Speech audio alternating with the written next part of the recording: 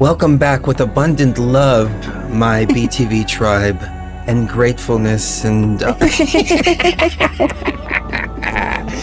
Oh man, that was crazy. That was insane. That was insane. Thanks for bearing with us here. I didn't want to keep y'all hanging on New Year's Eve. Happy New Year's to everybody. Happy New Year. And we promised y'all a show, and we will deliver that show now. Yes. For those of you that missed it, we're going to upload it over to Patreon, because I think that was a Patreon exclusive. I think so too. At the beginning of the show, I just, at a whim, grabbed a handful of mushrooms, ate them, and I thought maybe it was a gram, maybe it's a half, a gram and a half, to get me a little bit, just in a higher frequency. And as it turned out, I think it was closer to like 3. Yeah. Maybe even a little more than that. Maybe about 3.5. But it was hard hitting, short acting, and we talked about a lot. Yes. I just snuggled with Cherie. Mm-hmm. I wanted my twin. Yeah. I just wanted to snuggle with my twin. We wanted each other. Yeah. Yeah. So we are back. We're back, guys. And we want to talk about the time travel stuff. We want to talk about the about all the stuff that we had planned. So where would you like to begin, or do you want me to begin? Why don't you begin while I get the rest of these links put together for us? So. Okay. So it was so nice to go into the realm, even, if it was just for a couple of hours on New Year's Eve, because I wasn't planning to do that at all. And it was something that was really needed, because a lot of things were cleared up. Oh, and I hate to say this, I really do, because it's a recurring theme in my experiences, and even tonight, with no intention whatsoever to come to these possibilities. And again, I just want to say they're possibilities, but I keep mapping out everything that's going on in the geopolitical spectrum and asking myself, what are people's hidden agendas? What are their ulterior motives here? And I don't know. I keep second guessing what's going on in the geopolitical atmosphere right now, or the geopolitical sphere right now. We're either heading towards a positive timeline of love and enlightenment, or we're heading towards our doom. And if there's anything I learned from tonight, it doesn't matter. We could step outside of whatever's happening. We can choose to ride the wave of the positive, if it is the positive. But even if it's the negative, it's okay, because we can step right outside of it, just like we did tonight, and just take a few hours to just step outside and just be together as twin flames and as one, and philosophize about the meaning of life. So happy New Year's to everybody. We had a couple of interesting callers. I think Dave is in the chat. Dave, thank you very much, because that was inspiration. D Ocean, of course, she's like, I'm coming down off mushrooms. And I was like, all right, screw it. Let's do it. And then we got another caller after that. And I started to trip as he called in. And I was asking myself, is this guy trolling us, or is he being genuine? Right. And I want to go back and I want to listen to it again with a clear mind. Yeah. Because, while all this was happening, he was talking, and I was hearing half of it, and I was paying attention to other things. And then, of course, as you're tripping, the screen starts to melt in different ways, and you start getting tracers and stuff like that, and you're not really paying attention, and you're like, okay, right. Okay. Wait a minute, did he just say what I think he said? Okay. And I after all the experience, and after I came down and everything like that, I looked at Cherie and I said, was he trolling us? And I think we came to the determination that if somebody's going to call in and share intimate details about their experiences, we're going to take them seriously. Right. And we're going to show them love and respect and non-judgment, because it could have been a genuine call. Right. And we don't want anybody to feel. I don't want anybody to feel like, especially coming on a platform like this, knowing that there's hundreds of people, thousands of people after the archives are uploaded, who are going to hear that. And if that's the only safe space to talk about that kind of stuff, because you can't talk about it in real life, and you can be anonymous, when you call in. You know, Yeah. that's no problem. We want people to feel comfortable with that. But at the same time, if I would rather get trolled Hmm. and treat somebody with respect than to say somebody's trolling when they're sharing genuine experiences. Right. Or make somebody feel embarrassed or bad. Or, Yeah. So I don't know how I feel about that. I'd like to know what you guys and gals feel about that, because y'all heard what happened, and the only thing I wish it would have been like, hey, this dude just took 3 grams of mushrooms. Right. We probably don't want to talk about those things right now. Right. Exactly. Like this isn't the best setting for that. So if he's out there listening, much love to you, brother, and thank you for sharing. If you were trolling, it was kind of funny because I troll people too, but given that 3 grams of mushrooms were taken prior, Yeah. timing. Yeah. Part of trolling is also timing. Yeah, he's actually in the chat. Is he? Okay. And he said, you and Sheree gave me some clarity. Thanks for being respectful. Okay. Thank you. Okay, so I'm sorry. I'm glad that there's no judgment. Yeah, there's no judgment there. from us. Much love. Okay. Like, I remember... But it did kill my buzz a little bit. I'm just putting that out there. I'd like to speak to him again when I hadn't taken 3 grams of mushrooms prior. Right. Because mushrooms make you giggly. Yeah. As it is. I kept insisting, I don't think so. Yeah, Sheree was like, no. I mean, he was talking about some other deep stuff, and I was like, okay, I got to go back and hear it. Yeah, the acacia tree in Taiwan, that's really cool, man. I remember what it felt like to know the things that are going on in the world more than anybody else that I knew, and that there were things otherworldly that were happening that I couldn't explain, but I didn't feel comfortable talking to the people around me. Before I met you, there was literally no one to talk to about weird stuff. And I just imagine you guys out there are kind of the same as that. Like if you have no other outlet to talk about these things with, you've always got us, and we are never going to judge you or be disrespectful. No, but we have gotten the troll call every once in a while. Every once in a while we get a troll call. Yeah. But so I'm just putting it out there. We love you guys, and we see you guys. If we're getting trolled, we're aware of it. Yeah, we're aware of it. We're not stupid. We're not judging. But yeah, exactly. Okay, so let's go on with the time travel stuff. Or do you want to talk about what we were talking about earlier about the geopolitics? I mean, I'll let you lead because I took a little bit more afterwards too. Yeah. And then I was like, okay. After it hit me really hard and came down, I was like, all right, let's go back on air. Yeah, let's go back on air. Actually talk about what we were talking about. Yeah, and actually talk about what we were going to talk about. And Sheree was saying I was slurring my words a little bit. Just a little bit. Okay. At the very end. That's what I felt, because there was so much going on in the brain. Mm-hmm. But I felt like my words were coming out like, bleh. I was prepared to talk about this book that I've been reading lately. And then, all this self-reflection, everything like that, it's not just on like the caller. It was also on myself too, going, right. I just took a bunch of mushrooms on air and then I stopped the show. It would have been more epic had I not stopped the show. Right. But then I was thinking, would that actually be a productive show? Exactly. Yeah. Well, I think it would have been a productive show regardless, because I would have kept it going with this really, really good book that I want to share with you guys. But maybe just not tonight. It's an interesting book, but we can talk about teleportation being achieved, impossible quantum teleportation done on basic internet cables. And this is right along the lines of what we were talking about yesterday.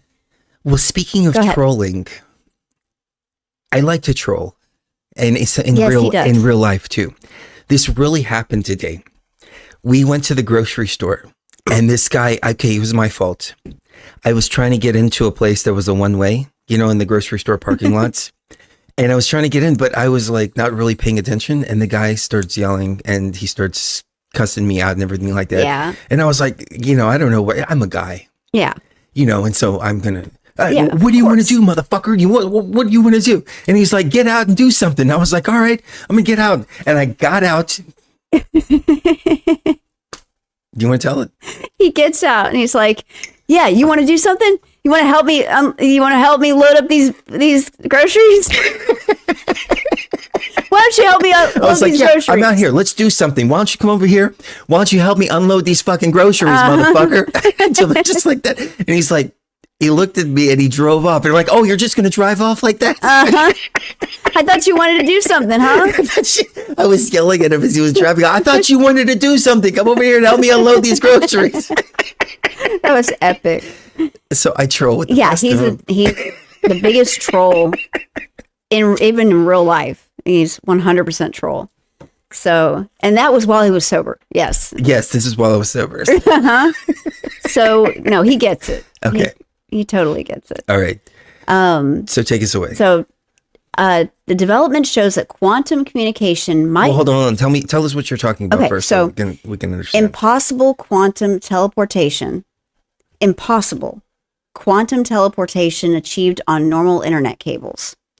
If they can achieve this on the quantum level, maybe they can expand that to include people, cars, etc., etc.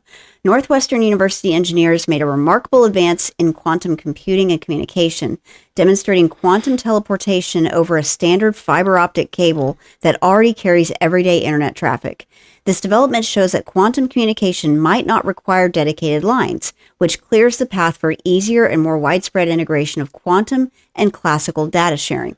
But I think it can be expanded to include people if they are, willing to explore that. I think people have been exploring that since the 1940s. I think it started with just cloaking technology in 1943 with the Philadelphia experiment, and then it just kind of grew from there. But it's teleportation, it's quantum mechanics, all of these things have just come out in the last week or two. These interesting scientific discoveries that I don't think were made in the last few months or even the last few years. I think scientists that aren't allowed to say anything because of non-disclosure agreements made with the U.S. government have discovered these things a long, long time ago, and they're just letting us know about these things because practical applications are being put in place. Does that make sense? Yeah. Like, okay, well, now that we're actually going to use it, we need to let the public know we have it. Well, this is the way that I'm interpreting it. Is they're saying that they teleported a small piece of data from one place to another within a closed system, within a fiber optic cable. And it was like 18 kilometers or something like that. Mm-hmm. I think that they've been doing this on a mass scale, and they're just saying now, oh, look, we're just now discovering this. When they've been on a doing quantum this level. Since at least 2010, when with CERN and the Hadron Collider and all this kind of stuff. I mean, as we were saying before, they've pretty much disclosed that time travel is possible. And they've disclosed that interplanetary or interstellar travel is possible through wormholes and all kinds of other things like that. And this all just came out in the last couple of weeks. Yeah. December 9th, they came out with an article, SpaceTime Crystals. And SpaceTime crystals. Negative time is what I want to get into. Oh, yeah. But we can hold off on that. I just wanted, that's the name of the show. Yeah. So I wanted to kind of tease the audience a little bit. Okay. Negative time is negative the thing time. Now. Okay, go ahead. Negative time. And also a universe where time is moving backwards. That's like a mirror to our universe, except time is moving backwards. That's also been discovered. Space-time crystals, though, an important step toward new optical materials. Photonic time crystals consist of materials with uniform composition in space, but properties that vary periodically over time.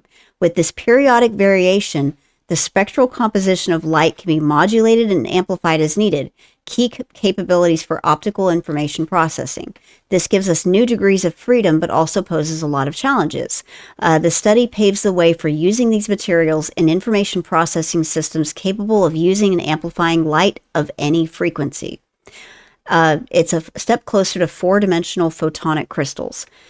This is kind of hard to understand, like scientifically. So while why don't you take it away for a second while I look up a layperson's interpretation of these results, because this is really interesting. It's just this is too scientific. No, I think you're doing a great job. Really? Yeah.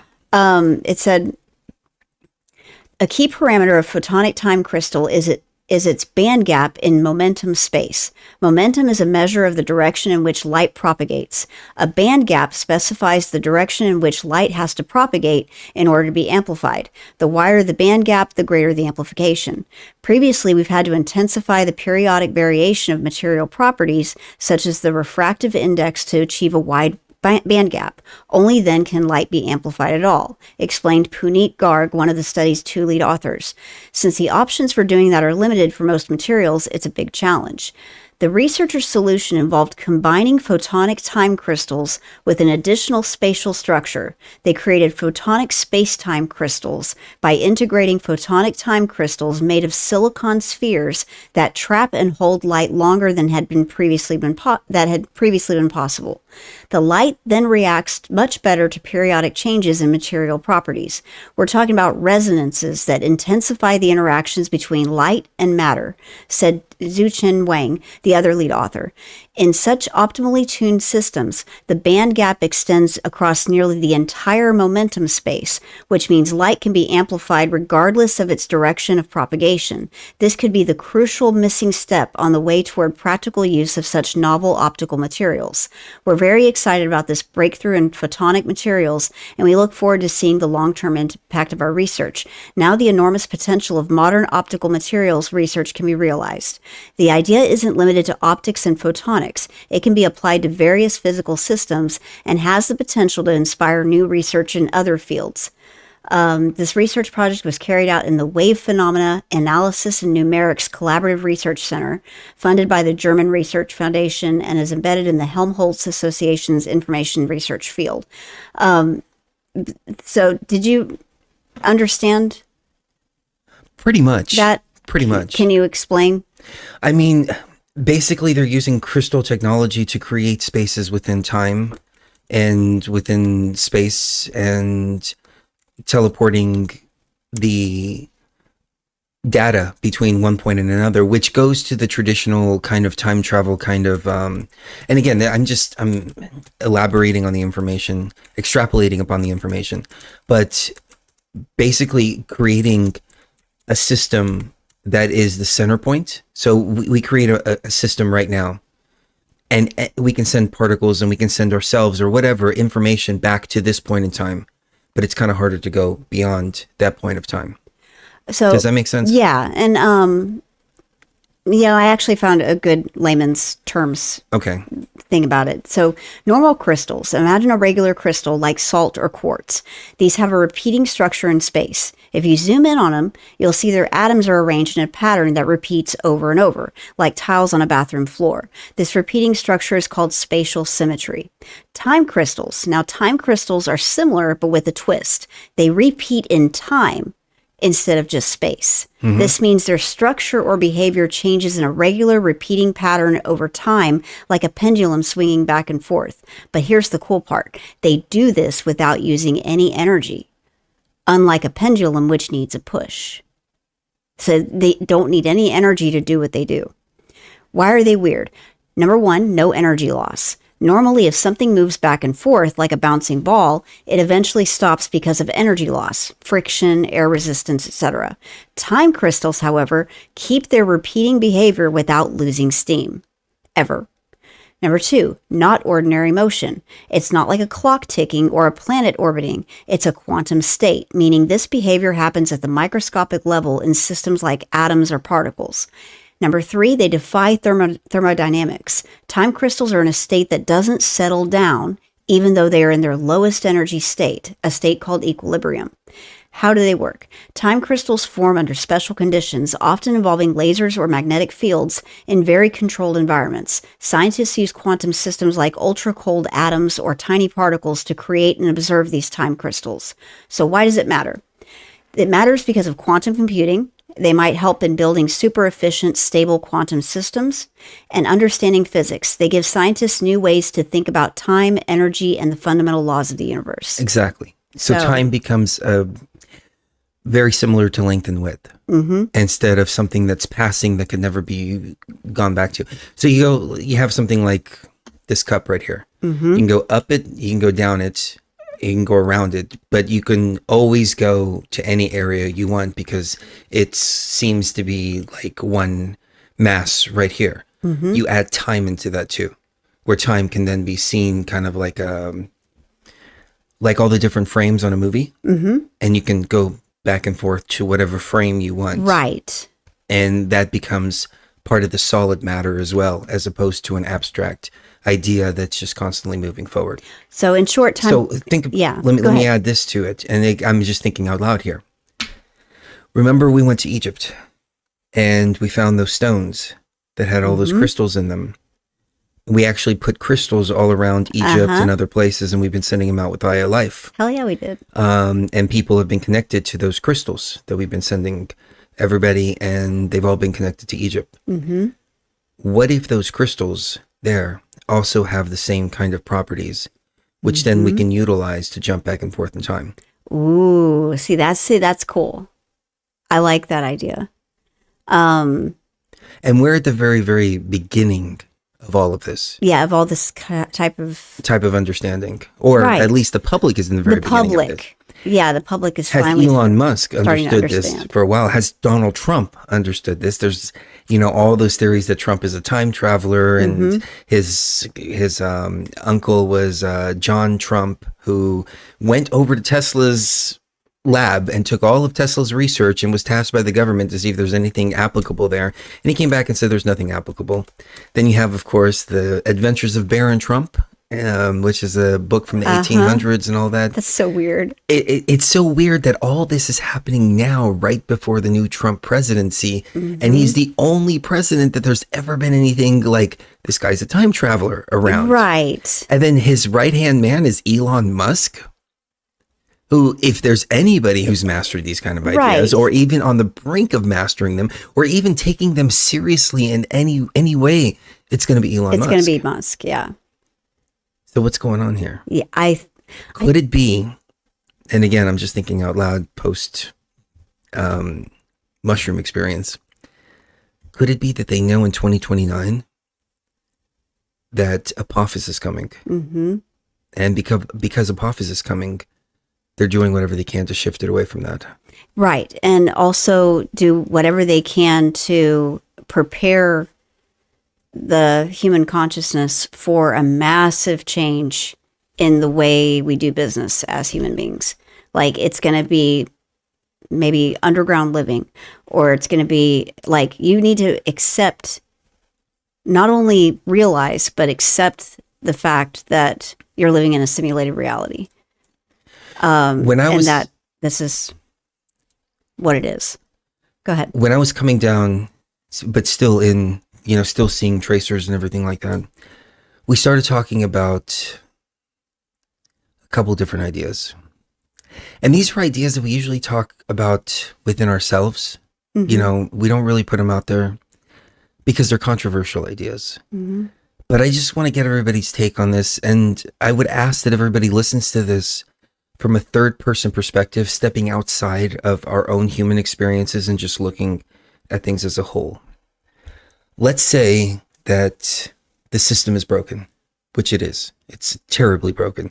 There's suffering. It's a prison planet. All we do is we work, we retire, and then die and repeat over and over and over again. There's no room for consciousness elevation. There's no room for consciousness expansion. There's no room for anything like that. And then here comes somebody like Trump, who shakes everything up in 2016, the entire establishment, and gets people thinking. And now all of a sudden people are thinking in a different dynamic. Right. And there's elements of control there who are trying to control the masses and the population, the mass population out there.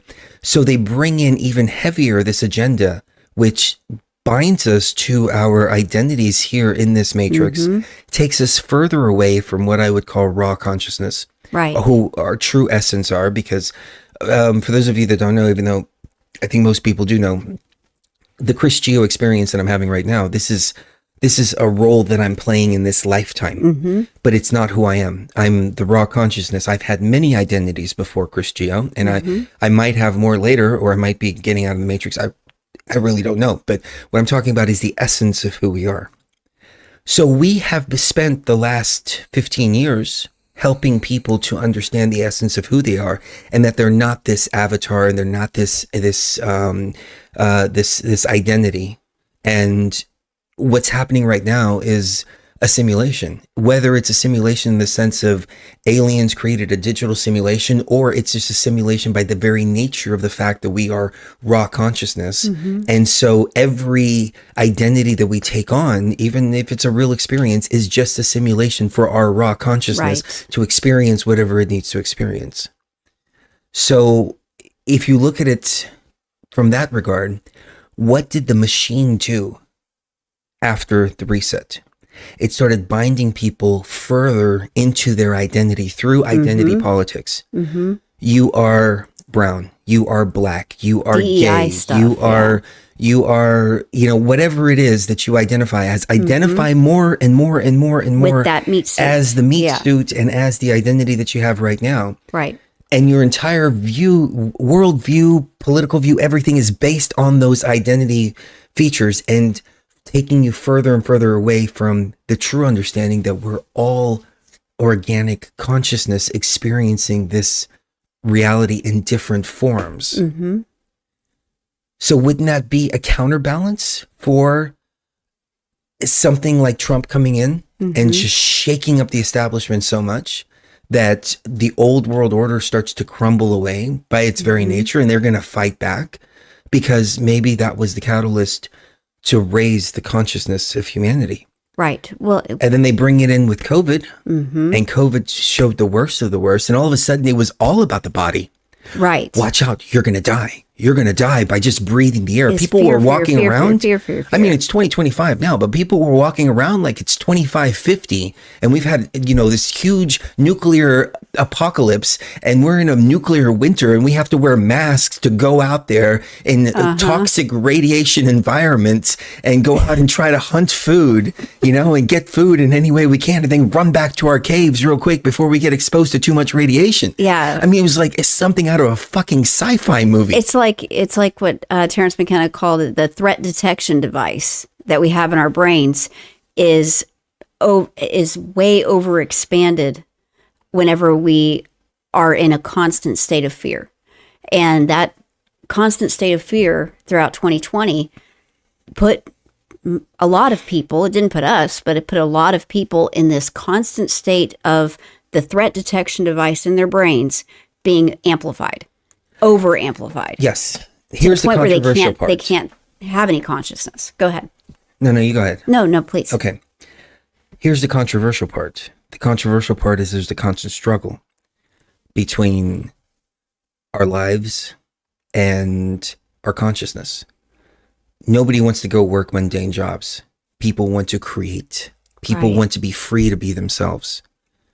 In order to do that, we have to have some way to take care of our needs and our essentials. All of a sudden, within 5 years, because it didn't even happen 10 years. I mean, it started happening 10 years ago, but right now, just in 2024 and going into 2025, we've made more advances with AI than we have in the last 20 years. Right. And I can only imagine how much advances we're going to have in 2025.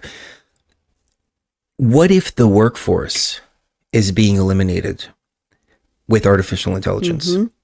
You have on one side people who want to keep their jobs, and they want, because it's a need for survival. Right. You want to work, you want to contribute to society, but how much are you really contributing to society if you're going to work in an Amazon warehouse every single day? Right. And I'm not knocking anybody that does. Right. Hard work is hard work. But how much time do you have to explore your consciousness and to create and do all that when you're working in a warehouse for 12 hours, 13 hours, coming home, you're exhausted. You sleep, you repeat, and then you might have a day or two to recharge your batteries at that point. Right. What if all that can be eliminated with artificial intelligence and with robots, which is where things are heading right now? That's where things are headed. Yeah. What do you do in that scenario, because you want to have the ability to create a world that is free from all that, and that humanity can really be the best versions of themselves. But then you have too many people. So how do you decide who goes and who stays? Right. And who decides that? What if it is, and again, this is very controversial and it's something we usually don't talk about, but it's something that I philosophize about a lot, because I try to see all sides of the coin here. And I'm not promoting this idea. I'm just saying that this is something I've thought about. You let the individual make the decision for themselves. Exactly. It's kind of Luciferian to a certain extent, but you provide it's almost like a test of consciousness, and you let people make their own decision about, where they want to take their consciousness. Do you want to take it down the fear route and get everything they tell you to get and wear the mask, all the time, even when you're in your house? Or are you strong enough in your consciousness to say, I respect myself too much to allow this to happen to my body, and I don't put my trust in other beings and faith in other beings to save me. I will save myself by utilizing the tools that nature has, and I will, do what I need to do to take care of myself and my family. If you're going to fire me, go ahead and fire me. I will find work elsewhere, or I will start a business for myself. And it's a lot easier said than done. It is a lot easier said than done. And I sympathize and empathize with people who are stuck in those situations. Yeah. Very, very, very much. And I think it's very unfair. That's not what I'm getting at, though. What I'm getting at is the woke culture. I was just the woke about culture. To get to that. Think about the woke culture here for a second. It's much easier to repeat the mainstream narrative than it is to think for yourself. It's a very lazy way of going about things. Lazy philosophy, yeah. But they also think that they're the ones that are woke and that we're all sleepers because we think for ourselves. Well, but they don't see it like that. They don't see all these people are thinking for themselves. They think, these people, they just don't know what we know. Well, I was just about to get to that. Like, out of that fear mentality came this self-righteousness thing that it goes along with the woke mentality, because if you didn't wear that mask, you were killing someone's grandma. Yes. That's what they were saying. And that's the woke mentality. If you don't wear the mask, you don't get the vaccine, you're killing grandma. The woke mentality has to do with identifying as the body and because your body's going to die. Your body's going to die if you don't go along with this. Exactly. Forget about it's the 3D body to the fullest extent of the 3D body, because now you're even ignoring your own immune system. So forget about esoteric stuff here for a second. That's a whole nother level. Right. The esoteric level, in my opinion, and this is the way that I've seen things, is as long as I'm doing what I'm supposed to be doing here on a raw consciousness and soul level, I'm going to be fine no matter what. Nothing can take me out. Nothing can take me out unless I can only take myself out by being stupid. Right. But you don't even have to do that. Then it was the immune system. It was don't trust the inner workings of the body. Just be the body that is up front, that you see in the mirror every single day. Be the reflection. And put a mask on, put gloves on, isolate yourself from family. Tell the people that you love. I remember watching videos of people going to their grandparents who were in homes or whatever it was. And they were like, I want to give you a hug. I want to give you a hug. And they could not understand, because they had dementia to a certain point. They couldn't understand why their grandchildren would not come over there and give them a hug. Right. I mean, it was that bad. It was that bad. But and people were identifying so much by self-preservation. I'm so afraid to live. I'm so afraid to die that I'm not going to live. Right. Exactly. So what happened? They all took that thing. There's smart dust being sprayed all over the place. It's interacting with it. And things are happening the way that they're happening. So if you're going to replace an entire workforce with artificial intelligence to make life better, to make the world better. And Right. again, this is just philosophy. People make the choice that they're going to take themselves out early in the game. And it's Right. sad because they're doing so based on deception. Yeah. But it's not like the truth wasn't out there. I mean, the only gripe and the only time that this philosophy falls apart in my mind is that they actively banned the truth. Right. If they weren't actively banning voices like ours, then, you know, That's where I'd give it a little more credence, and it would be more than philosophy, and just Yeah. it'd be more than like what ifs. It'd be like, you know, it's probably what was going on. that's more like the Luciferian Yeah. element to it, where the truth was so obfuscated that it's not fair to say that, you know, the truth was out there and people You have could to just look become at- immune to the manipulation. You have to Right. become immune to the propaganda. You know, I think on a certain level it was this has all been a huge eugenics program. So what is woke? Woke is LGBT, which there's nothing wrong with. Yeah, there's nothing wrong with that. We've always had a portion of the population that's been LGBT. Got no problem with that whatsoever. This is forcing it on people who are not. It's Right. forcing it on children through manipulating parents and, you know, stuff like that. That's where the problem lays. Right. It's sterilization. We were just watching something earlier today of a 14-year-old girl who's now 19 years old, and she's suing because they fast-tracked her through the puberty blockers, and they gave her a double mastectomy at 14 years old and everything like that. Now she's Yeah. 19 years old and saying, hey, wait a second. I was confused back then, but I'm a woman and I will always be a woman. It doesn't matter what kind of costume I put on.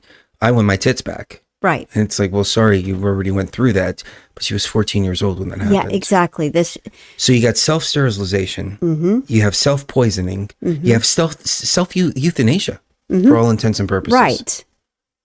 So 100 years from now, 50 years from now, when AI is taking over most of the menial jobs, who's left? The ones who are thinking For themselves. and thinking critically. And now, if this is an agenda of control, you would want to preserve the opposite. You would want to preserve the sheep that go along with the narrative. You would want to preserve all of that. But it's just like going all the way back to November 5th, 2009. We were talking about the H1N1 and how they're going to do the vaccines that are going to kill everybody and et cetera, et cetera, et cetera. And somebody stepped in and said, why would they want to kill all the sheep out there? Why wouldn't they put out a vaccine that works and then have all the truthers, who are the ones who are giving them opposition, die away from this virus because the vaccine actually works? right. And it was an interesting philosophy, but I think if you look at it from the other perspective, then you might be able to answer that question and ask yourself, where are we heading in 2025? Right. Where are we heading in 2025? That's Right. that keeps teetering from one side to another with me. Those people who are burning people's buildings down, burning small mom and pop stores in protest. Mostly peaceful protests. Yeah. Is that the kind of people who are elevating their consciousness? Who can't think, we're mad about something, and maybe they're rightfully mad, Yeah. but you don't go burn down your neighbor. You don't go Yeah. burn down your mom and pop store down the street. Right. That's not who's causing the problem. The bankers and everything else like that. And then what happened? We have J6. A couple of people went and had a guided tour at the Capitol. Yeah. They much. turned that into something that was way worse than 9/11. And you have the same group of people, the woke people, going along and saying, J6 was the worst day in human history. Oh my God, It was a what new happened? 9/11. Yep. Well, wait a second. Just a few months ago, you were screaming about all this injustice and you were burning down mom and pop places. And As beating soon up as a old group ladies. of people go Yeah. into the Capitol building, which is somewhere where you do protest at, because those are the people calling the shots, Right. they're all terrorists. And that was the worst day in the history of the United States. You see how backwards that is? Yeah. It's so backwards that it makes me wonder if that's obviously not just a way to take Trump down by calling him an insurrectionist and falsely accusing him of that, because I think it's pretty common knowledge that he did not incite an insurrection. he actually tried to stop it, and then Twitter took his post down so that people didn't know that he said, hey, everybody go home. You know, if you're going to do that and then also accuse him of citing an insurrection, that's just it's like you said, backwards. It's completely ass backwards. And what they have done, they've actually openly called for assassinations. They've actually openly called for insurrections. Oh, to the point to where it almost happened. Right. And that summer was chaotic, so chaotic that I think it's also an IQ test on a certain level, because you'd have to be mentally retarded to not understand that you've got mostly peaceful protests lighting things on fire versus a guided tour, what essentially was a guided tour because the police were actually opening the door for them. Yeah, we don't need to get into details behind it. It's the whole premise of this. It's such a backward situation. If we're moving into a positive timeline, wouldn't the people who aren't in frequency with the positive timeline needing to not be part of it in one way or another? These are horrifying things to think about, and it's not things that I think about because I believe in them. It's just I'm viewing things from a third person perspective, and I'm asking myself, is everything exactly the way it should be? Were we meant to try to save, well, not save as in like Messiah save, but send a message out there for the masses to hear, right? Just to elevate themselves from all this stuff that was going on. And the reason that the message didn't reach all those ears, was it because it wasn't meant to reach all those ears? Right. That's a really heavy philosophical question. It is. You know, Elon Musk is one of the only people talking about a universal income. Mm-hmm. And while that seems socialist in and of itself, if you're going to replace an entire workforce with artificial intelligence, people are going to have to, well, no, people are going to have to be able to take care of themselves. And so they're going to need their basic essentials met. Mm-hmm. I mean, imagine this. You have your basic essentials taken care of, your rent, electricity, food, maybe even car payment, all taken care of. And utilities. Now you're free to go work as an executive in a company, to start your own company, to do art for the rest of your life. Right. To do whatever it is that you love and you feel and you want to do. Your life isn't wasted now in that rat race of work until you're 65 years old and then retire and die and hope that you die before you lose your dignity and you can't make it to the bathroom anymore. Right. Is that what we're seeing here in front of us with Musk at the right hand of Trump? Yeah, it's coincident. It's very coincidental to me that, 2020 happens, 2021 happens, and all the stuff that came with that. And then you have 3 more years of absolute hell and nonsense and stuff being very, very bad. But then you have, Trump, who's going to bring back the American way of doing things and really, it didn't incite an insurrection. He incited pride in our country again and feeling like our country is worth something again and that we shouldn't be taken advantage of by the rest of the world and that the rest of the world everyone can be wealthy. It's just a matter of working hard and being a good person and doing the right thing. And that because Trump embodied those ideas, people voted for him and they got him in office. And then he's got his right hand, the one person above anybody else who was willing to actually buy Twitter for way more than it was worth, simply for the reason, I mean, I'm sure he did it for money too, but it wasn't a good deal for him. It looks well, okay. So there's 2 ways to look at this. Go ahead. And I don't mean to interrupt, but no, it's fine. I love looking at things from a 360-degree perspective. The first perspective is he wanted to preserve free speech.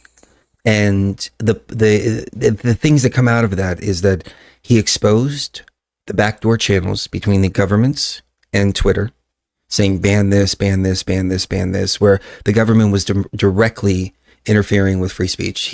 He exposed how Twitter was basically just another arm of the Democratic National Party. And he exposed all the corruption that was going on there, the censorship and purposeful censorship of truthful information just to push a narrative forward.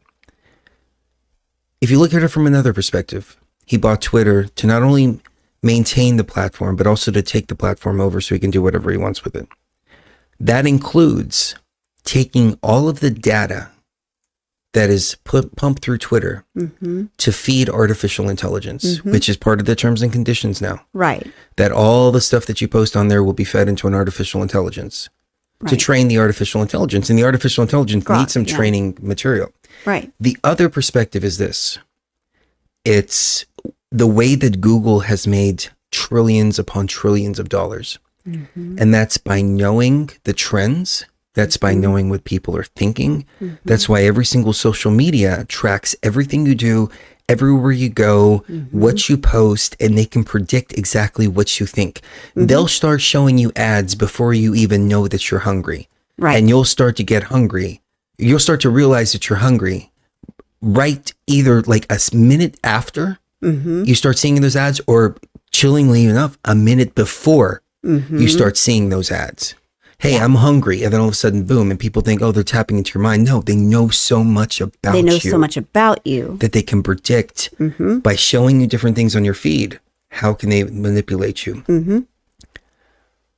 So having control of something like Twitter, it could be something as pedestrian as, well, you make really good stock choices at that point because you have a huge data set to work with to see where events are going to be heading.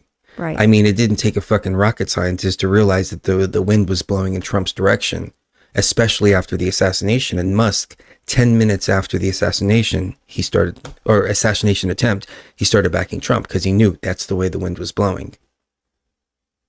Or maybe he's serious and genuine when he says, no, if he was worth trying to assassinate, then he's somebody that we need to get behind.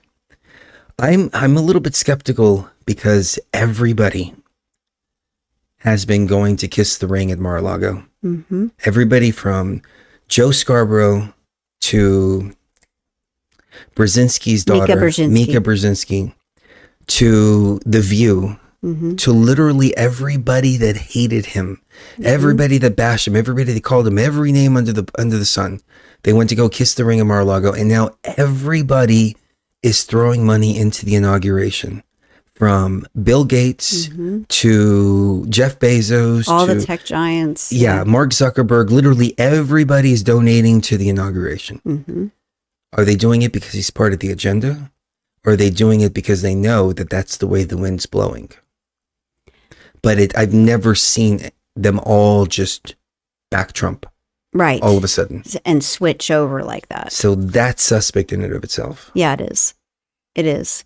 And then also, like we said yesterday, the things that we're seeing that are going to come into play, it's literally the North American Union.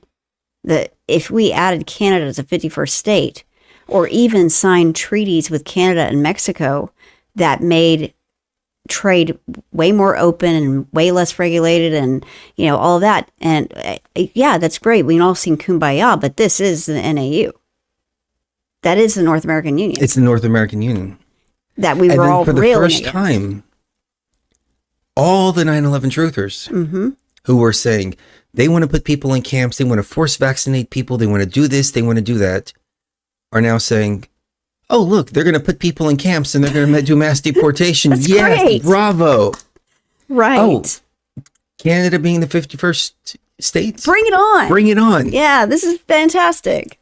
We mentioned this on the last show. Forgive me for being redundant, but these are the kinds of things that we think about as we're coming down from our experiences. We think about like the big global stuff going on and going, okay, we have our analysis, we have our feelings, but let's look at this from all sides here. And then to bring it back around to the topic of the show, all of a sudden we have all these quantum breakthroughs where time travel and everything like that is possible. Negative time. Negative time. Did we We haven't talked about negative time. Do you want to talk about negative time? Because they just come out and they said negative time is a real thing. Negative time.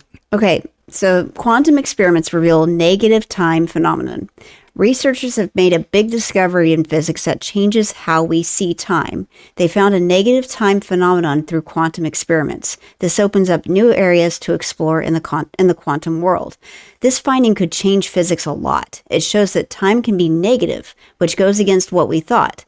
By studying quantum systems, scientists found a place where time and cause and effect don't work like they do in our world. This discovery could change how we understand time in the quantum world. It could lead to new ideas in quantum entanglement and the universe's basic rules. The negative time phenomenon could lead to big changes in physics. So classical physics sees time as a steady one-way flow, but quantum mechanics introduces time reversal. This means some quantum processes can seem to reverse time.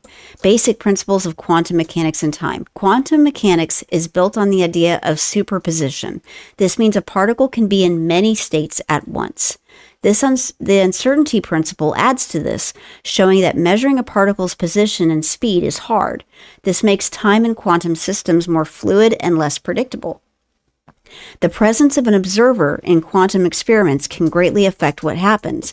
Measuring a system can change its state. Just measuring it can change its state. This shows how time, observation, and quantum laws are connected. Grasping these quantum time principles is key to understanding quantum mechanics. By doing so, we open doors to new areas like quantum computing and communication. It also deepens our knowledge of the natural world.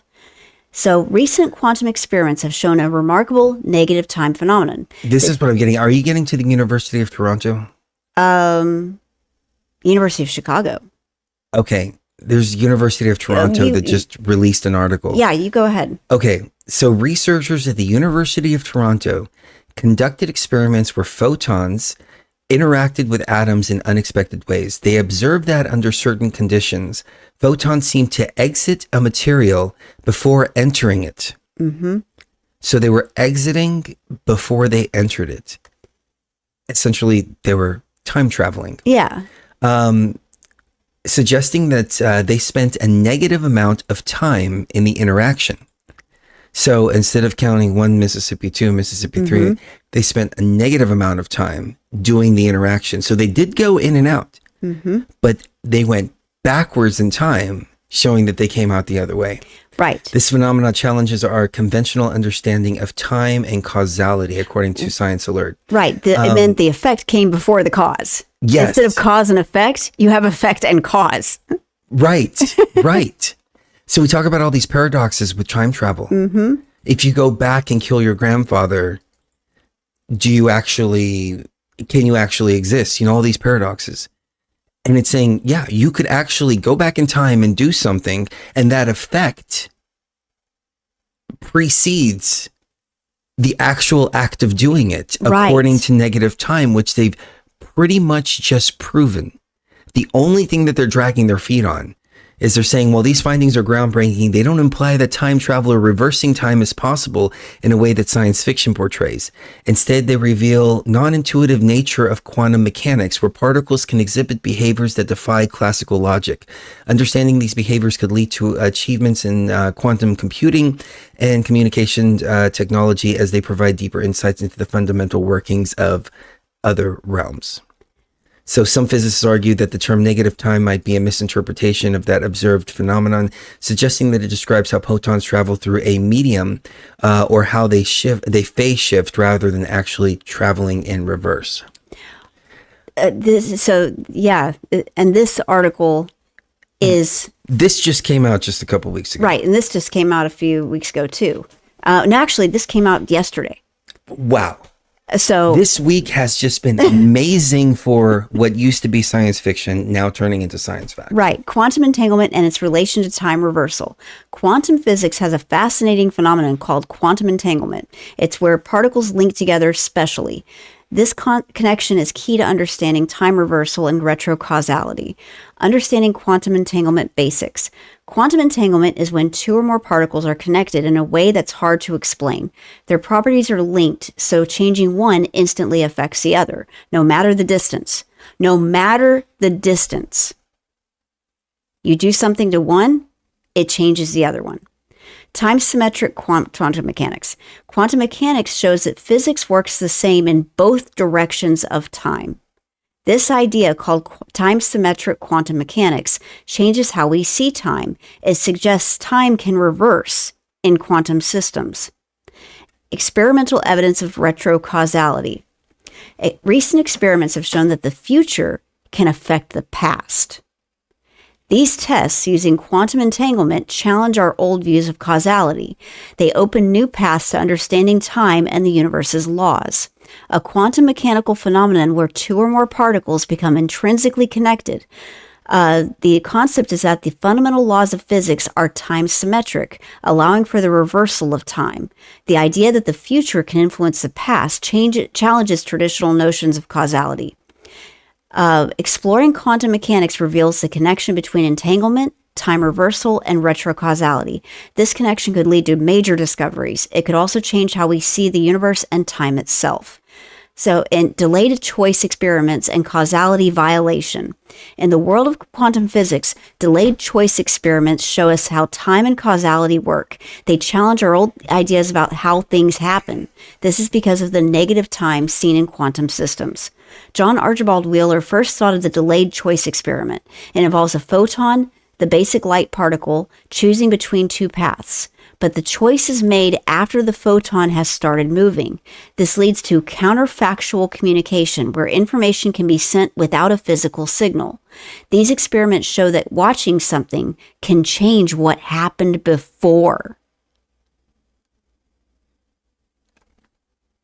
Looking glass technology. Yeah, watching something can Using change. looking glass technology to change the past without actually traveling back to the past. Right. This goes. Did you know? Go ahead. That the Vatican has a looking glass technology buried away. Keep on going. I'll pull up that article. Yeah, pull up that article. Okay. The results of these experiments are very important. They help us understand quantum mechanics better. They also open new doors for new tech in quantum computing. Exploring these ideas could lead to big breakthroughs in technology and our understanding of the universe. As we keep studying the quantum world, delayed choice experiments and causality violations are key. They help us understand time and reality better. The discovery of negative time is changing quantum computing and theoretical physics. This concept is exciting because it could change how we see the quantum world. Controlling time in quantum systems is a big deal for quantum computing. It could lead to faster and more efficient quantum algorithms. This could solve complex problems in cryptography, simulations, and optimization. That's interesting. They say simulations. The negative time discovery is not just for quantum computing. It could lead to new technologies in sensing, metrology, energy storage, and more. This could start a new era of innovation. This discovery could change how we think about physics. It challenges our ideas about time, causality, and the universe. It might lead to a new, more complete theory of the cosmos itself. Revolutionary impact on quantum computing. Quantum algorithms and quantum hardware increased computational efficiency and breakthroughs in cryptography, simulation, and optimization. Conclusion. The negative time phenomenon in quantum experiments has changed how we see time and quantum mechanics. It shows that time can flow backward in tiny systems. This idea challenges our old views of cause and effect and how we think about time. These discoveries are key for the future of physics and tech. They could lead to big leaps in quantum computing and cryptography, which that's already said. But that's really insane. But well, see, these are concepts that have been around for quite some time. If it's a simulation, that makes total sense. Go ahead. Yeah. So according to this theory here, the Vatican has something called the Chronovisor. And we've heard about people talk about this before, but this is something that actually has some weight to it. The concept of time traveling is considered to be a highly fascinating subject for most people. The possibility of moving back and forth in time can give rise to a host of possibilities that cannot be comprehended in the true sense. However, the mystery is likely to get further magnified if someone claims to have witnessed a major historical event. This is exactly what happened when an article was published that claimed the actual crucifixion of Jesus Christ was captured. The machine used to travel back in time was called the Chronovisor. Marcello Pellegrino Erenti, I know I'm butchering that name, but the story starts with Marcello Pellegrino Erenti, a highly respected Roman Catholic priest born in the year 1925, who had dedicated his life to Christianity from a young age. With the passage of time, he gained a steady stream of followers and disciples who considered him to be a source of inspiration. In his life, a number of events took place that placed him in the limelight. For a start, he was known as one of the most prolific exorcists in Venice. He was also an expert in Gregorian chants. Gregorian chants, all Latin, all certain frequencies. What are Gregorian chants? Are they just something to elevate the spirit while you're inside of a church?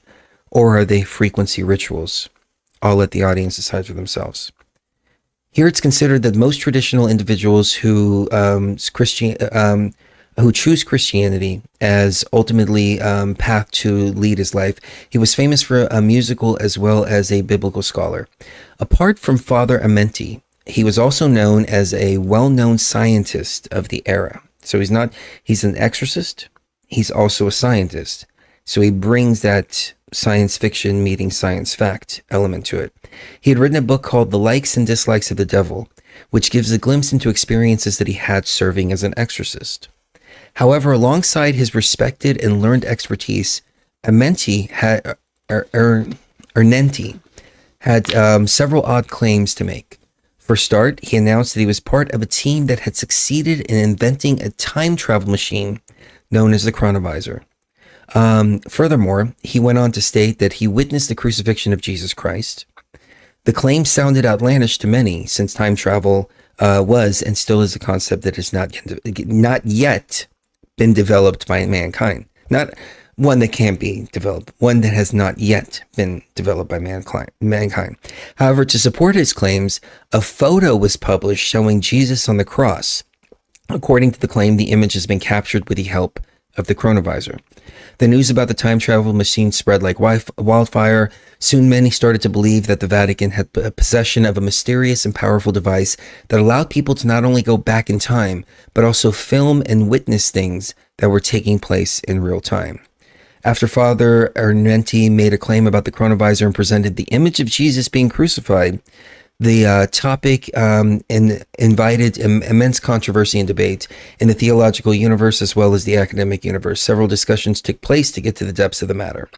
When challenged to provide support for his claims regarding the invention of the Chronovisor, he also stated that he had used the magical device to view the lost Greek play titled Thyestes. This was not a convincing proof that everyone had hoped for. The people who believed Father Arnenti's claims thought that the time-traveling device could be misused by people with malicious intent, and thus it remains hidden at all costs. Even today, the Chronovisor remains a deep secret, allegedly shuttered away in the Vatican. So according to this, and I'm paraphrasing here because I don't want to go on and read this entire article, even though it's only a couple more paragraphs, he claimed to go back and find this lost play that nobody really knew about. Mm-hmm. And I mean, they knew about the play, but the scripts were lost and everything like that. And then they managed to find the scripts a little bit later, and he went back and he translated all of these plays here by just viewing them in real time. That's supposedly debunked because it said that his translation of the scripts didn't come out to what they actually found that the scripts were later on. Oh. And they're saying that the picture of Jesus that he took was also fake as well. Right. What do you make of this?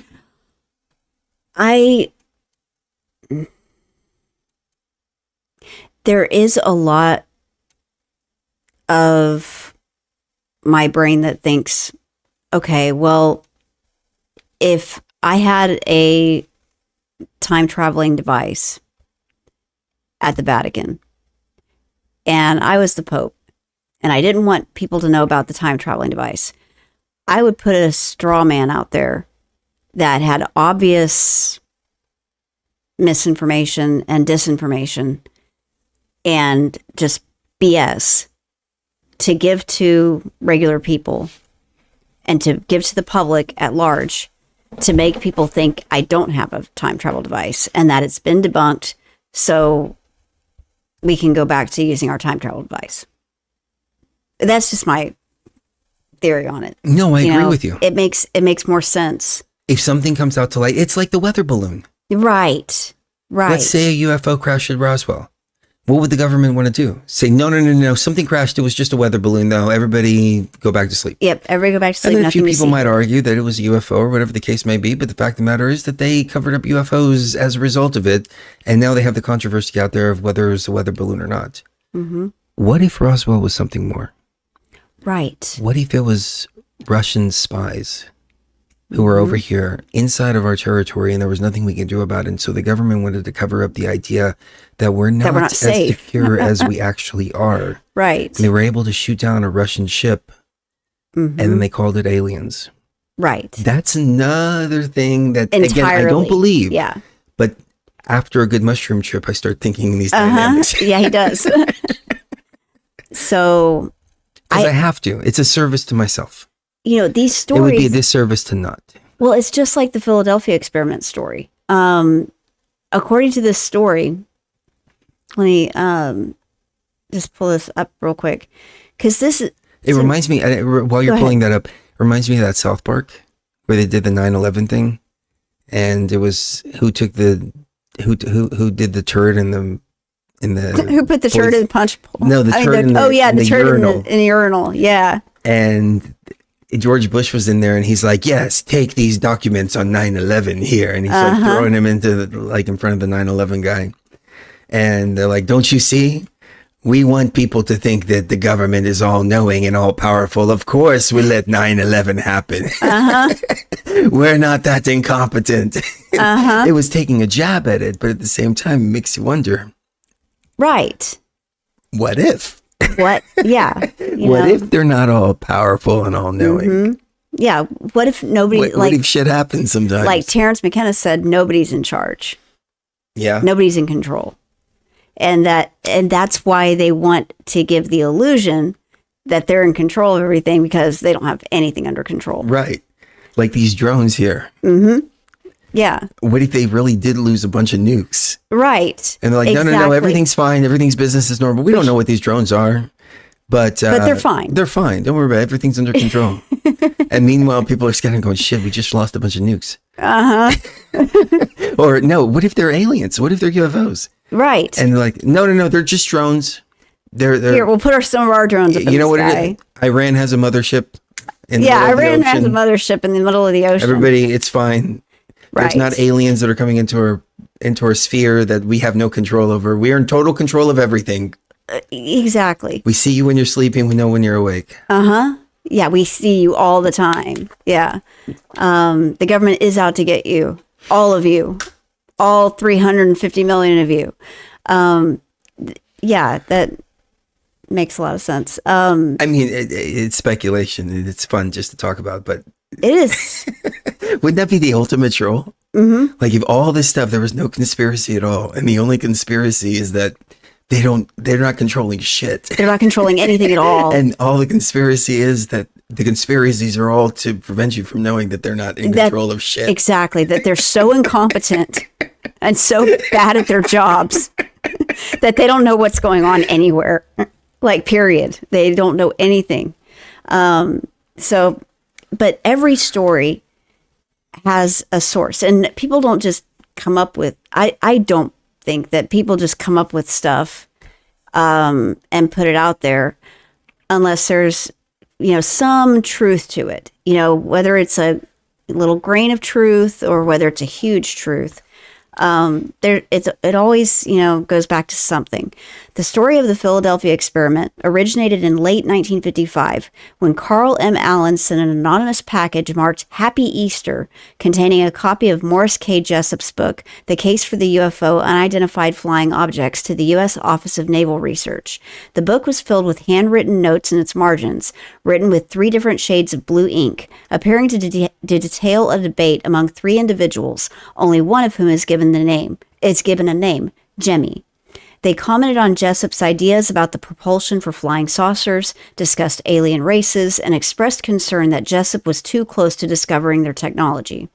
The commenters referred to each other as gypsies and discussed 2 different types of people living in outer space. Their text contained non-standard use of capitalization and punctuation and detailed a lengthy discussion of the merits of various elements of Jessup's assumptions in the book. There were oblique references to the Philadelphia experiment. One commenter reassures his fellow annotators who have highlighted a certain theory which Jessup advanced. Shortly thereafter, in January 1956, Allen began sending a series of letters to Jessup using his given name as well as Carlos Miguel Allende. The first known letter warned Jessup not to investigate the levitation of unidentified flying objects. Do not investigate that. Allen put forward a story of dangerous science based on alleged unpublished theories by Albert Einstein. He further claimed a scientist named Franklin Reno put these theories into practice at the Philadelphia Naval Shipyard in October 1943. So I looked up the USS Philadelphia, and according to history and mainstream, there's no way that the Philadelphia could have been involved in the Philadelphia experiment because she downed 2 more hostile aircraft on September 17th, 1943, and cleared the gunfire support area that night, bound for Bizerte, Tunisia. After upkeep at Gibraltar, Philadelphia departed Oran, Algeria on November 6th as part of the escort for a convoy which arrived at Hampton Roads on November 21st. But if you look up the history of Gibraltar, during the Second World War, most of Gibraltar's civilian population was evacuated, mainly to London, but also to parts of Morocco and Madeira and to Gibraltar Camp in Jamaica. And it goes on to say,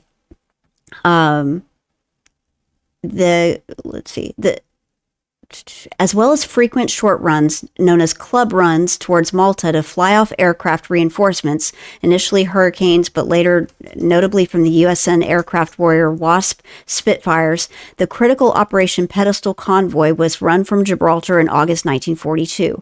This resupplied the island at a critical time in the face of concentrated air attacks from German and Italian forces. So why in the world would you perform upkeep on a naval vessel in the middle of concentrated air attacks from German and Italian forces? Wouldn't you want to do that somewhere safer than Gibraltar? Like, it doesn't even make sense that they would have a naval vessel that they're working on be right in the middle of a war zone. Do you know what I'm saying? A little bit. Can you rephrase that? Like, okay, they're trying to say that the Philadelphia could never have been involved in the Philadelphia experiment because it was in Gibraltar, the Strait of Gibraltar at the time. I thought that's what you were getting at, but I wasn't quite sure. And it was there for upkeep. But why would you perform upkeep on a naval vessel and not perform it somewhere else, like somewhere safer and not in a war zone? Because that was totally possible. And they're not even giving the exact dates in which it was in Gibraltar. They're just saying, nope, it's not possible because it wasn't there. How do we know that? Like, that doesn't even make logical sense. And then I'm glad you brought up the Philadelphia experiment in terms of this, because it was one of the first things that I remember hearing Al Bielek talking about on Coast to Coast way back in 25 years ago, maybe even further back than that. And really, when you think about all these quantum discoveries of the last 2 weeks, it's all stuff that was used in the Philadelphia experiment in the 1940s. Right. And so I think that goes to underline the premise that, sure, they're talking about this stuff now because they've been using it for the last 80 years. Yep, exactly. The scientist involved, that was supposedly involved in the Philadelphia experiment, was a man named Franklin Vincent Reno. And he was a mathematician and civilian employee at the United States Army Aberdeen Proving Ground in Maryland in the 1930s. Reno was a member of the Karl Group of Soviet spies, which was being handled by Whittaker Chambers until 1938. Reno confessed in late 1948 to his espionage activities on behalf of Russia, basically. The Soviet Union. He is listed as number 118th in the Gorsky memo. Reno was sentenced to 3 years in prison because he was a spy, and that's a traitor. But that makes a lot of sense because this happened before World War II ended and before Operation Paperclip. A Soviet spy did the Philadelphia experiment. So, and that adds a whole new level of weirdness to it because, this was written in 1955, 1956. They didn't know about Operation Paperclip. The general public had no idea about Operation Paperclip, but it would make a lot of sense that we used, Russian types of people. Before we had Soviet types of mathematicians and people like that before World War II ended. And then after World War II ended, we brought over the Germans that were part of the National Socialist Party. I wonder if the negative time, it's not a theory anymore, but I wonder if negative time played into the Philadelphia experiment. I'm wondering that myself. And that's how it disappeared. That could be exactly what happened, and that's what made me think of that. Whenever I started reading about the negative time phenomenon, I thought immediately about the Philadelphia experiment, and maybe that's what happened. According to legend, because they will not admit that this even took place, but the Philadelphia experiment was cloaking technology that they were trying out, and the ship disappeared. And then reappeared. Where did it reappear? There's a couple different stories behind that. It reappeared in Montauk supposedly in 1982. This is according to Al Bielek. But Al Bielek's story was a little bit... He said he was regressed and became a guy... This is all off the top of my head. I think he became a guy named James Cameron. Not James Cameron, something Cameron. And I don't know, there was a lot of inconsistencies there, but supposedly they spent a few days in 1982 or 1983, and the same scientist at Montauk was like waiting for them, but he was much, much, much older. And then they managed to be able to regress them and send them back and all kinds of stuff. Al Bielek's story never really resonated, and unfortunately, he got dementia right when we started doing our show, and we were never able to get him on to actually talk to him. Duncan Campbell, thank you very much. Yeah. I haven't looked at the story since before we even started our show. Yeah. So I'm reading, Allen claimed to have witnessed this experiment while serving aboard the SS Andrew Furuseth. In Allen's account, a destroyer escort was successfully made invisible, but the ship inexplicably teleported to Norfolk, Virginia for several minutes and then reappeared in the Philadelphia yard. The ship's crew was supposed to have suffered various side effects, including insanity, intangibility, and being frozen in place. When Jessup wrote back requesting more information to corroborate his story, Allen said his memory would have to be recovered and referred Jessup to what seems to be a non-existent Philadelphia newspaper article that Allen claimed covered the incident. In 1957, Jessup was invited to the Office of Naval Research, where he was shown the annotated copy of his book. Jessup noticed the handwriting of the annotations resembled the letters he received from Allen. 12 years later, Allen would say that he authored all the annotations in order to scare the hell out of Jessup. Two officers at ONR, Captain Sidney Sherby and Commander George W. Hoover, took a personal interest in the matter. Hoover later explained that his duties as Special Projects Officer required him to investigate many publications, and that he ultimately found nothing of substance to the alleged invisibility experiment. Hoover discussed the annotations with Austin N. Stanton, president of Varro Manufacturing Corporation of Garland, Texas, during meetings about Varro's contract work for the ONR. So he did work for the Office of Naval Research. Dr. Varro, the mathematician that I just mentioned. Stanton became so interested in that Varro's office began producing mimeographed copies of Jessup's book with the annotations and Allen's letters, first a dozen and eventually 127 copies. These copies came to be known as the Varro edition. Besides noting handwriting of the individual named Jemmy, addressed as such by the others and using blue-violet ink, the anonymous introduction to the Varro edition concludes that there were two other individuals making annotations, Mr. A in blue ink and Mr. B in blue-green ink. Jessup tried to publish more books on the subject of UFOs, but was unsuccessful. Listen to this. He lost his publisher and experienced a succession of downturns in his personal life and died by suicide in Florida on April 30th, 1959. So even before 1960, the guy was dead. That's a little sus to me. Let me give people a quick rundown of the Philadelphia experiment, or at least Al Bielek's claims, according to what I just pulled up here.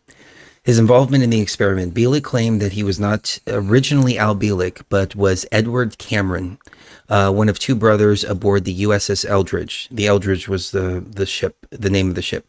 He stated that he was involved in operating the equipment for the experiment alongside with his brother Duncan Cameron. The experiment's consequences. When the experiment was activated, the ship allegedly became cloaked in a greenish fog and disappeared from view. The Eldridge was said to have teleported from Philadelphia, Pennsylvania to Norfolk, Virginia, and then back. Crew members reported experiencing severe disorientation, with some becoming fused to the ship's structure due to the intense electromagnetic field. Time travel. Bielek claimed that he and his brother were pulled off of the ship and then transported through a wormhole, arriving in the year... Okay, this doesn't add up with what I remember, but I could be wrong. 2137. From what I remember, it was 1980 something, but anyways. During their time in the future, they witnessed a dystopian society, advanced technology, and drastically altered Earth due to environmental and political catastrophes. After spending time in the future, Bielek said that they were sent further ahead to the year 2749, where they observed a utopian society. Bielek claimed his memories resurfaced in the 1980s after watching the movie The Philadelphia Experiment. He spent several years speaking publicly about his experiences. Either we're dealing with Mandela effects here, or I'm dealing with really bad memory, because I remember him specifically. There was a video where he was sitting there talking, and he was holding a little handheld microphone, and he was talking about how he appeared in 1982 or 1983, and the same doctor who was there greeted him, except he was much older, and they watched TV, and Ronald Reagan was president, and I remember Bielek's words himself saying something like that. So yeah, I remember take it for what too. It's worth, ladies and gentlemen. But the point is, number one, just some fun conversation to talk about in 2025. Mm-hmm. Number two, tying it into some of the actual quantum revelations and scientific stuff that they've broken here in the last few weeks. And number three, tying it all together to ask ourselves, how is this being implemented right now by the powers that be out there? Or the powers that shouldn't be. Well, the powers that be, like Elon Musk and Trump. Well, and yeah. People like that. Well, the powers that are going to be. Yeah. The powers that are going to be. Yeah. Yeah. In the next year, 2 years, 3 years, we're going to see more change in this world than we've ever seen in our entire lifetimes. I really believe that. I think things are going to change significantly, because I do think that something big is coming in 2029. I don't know if it's, it probably has to do with Apophis, and that's an asteroid. Yeah, we covered this briefly, but on October 13, 2029, the asteroid... April 13th, 999, like 666. Apophis will pass within 20,000 miles from Earth. And there was some other stuff that we were talking about? I don't know if you remember off the top of your head. It's But wasn't the mission to go blow up Apophis called the Osiris mission or something like that? it's called Osiris. It's called the Osiris mission, yeah. Yeah. And they're already sending stuff out there to try to blow up asteroids now, as if they're waiting for something to come so close that it has a potential to impact Earth. The Osiris Apex mission will pursue Apophis. In 2029 flyby. Osiris is going to fight Osiris is going to go fight Apophis in 2029. Can't make this stuff up. Oh my God, that's so... So if we have an end date of 2029 that they're trying to avert in one way or another, you probably want somebody like Elon Musk on your side to try to shift things, even if it's for their own benefit. Right. And then they wind up saving a whole bunch of other people in the process. Or maybe they're just trying to figure out how to get the hell out of here. That's another possibility. And that's why I said, they may be preparing the population to either live underground or get the hell off this rock. Because if it's coming close enough to where Apophis itself is going to have earthquakes on it, and it's going to be able to shift the asteroid itself because of the magnetic pull of the Earth, what's to say it's not coming close enough to be pulled in by that magnetic field? Oh, I think it will be pulled in. That's the thing. Because 20,000 miles from the Earth. 20,000 miles. That's really, really close. The Earth should be pulling that thing into its... Yeah. And so take it for what it's worth. But take it for what it's worth. But at the end of the day, just remember this. If 2020 comes around and you find yourself alone, riding in green fields with the sun on your face, don't be troubled, my friends, because you're already in Elysium and you're already dead. Yep. Pretty much. That's the way I see it. No, I mean, maybe not, but it could be the case where they're trying desperately to blow up other asteroids just so they know it works. The technology can work. And so when it does get close enough, they can blow it out in the other direction. But I don't know what's going to happen. But I do. Let's philosophize for a moment, if you don't mind. Yeah, go ahead. I want to get your thoughts on staged alien invasion. So let's say that all these drones, everything like that, is a pretext for Project Bluebeam. What's the point? I mean, I can tell you the points in my words, but I'd like to hear them in your words. What's the point? How would that play out? I mean, not how would the staged alien invasion play out, but how would the reaction to the staged alien invasion play out? I think people are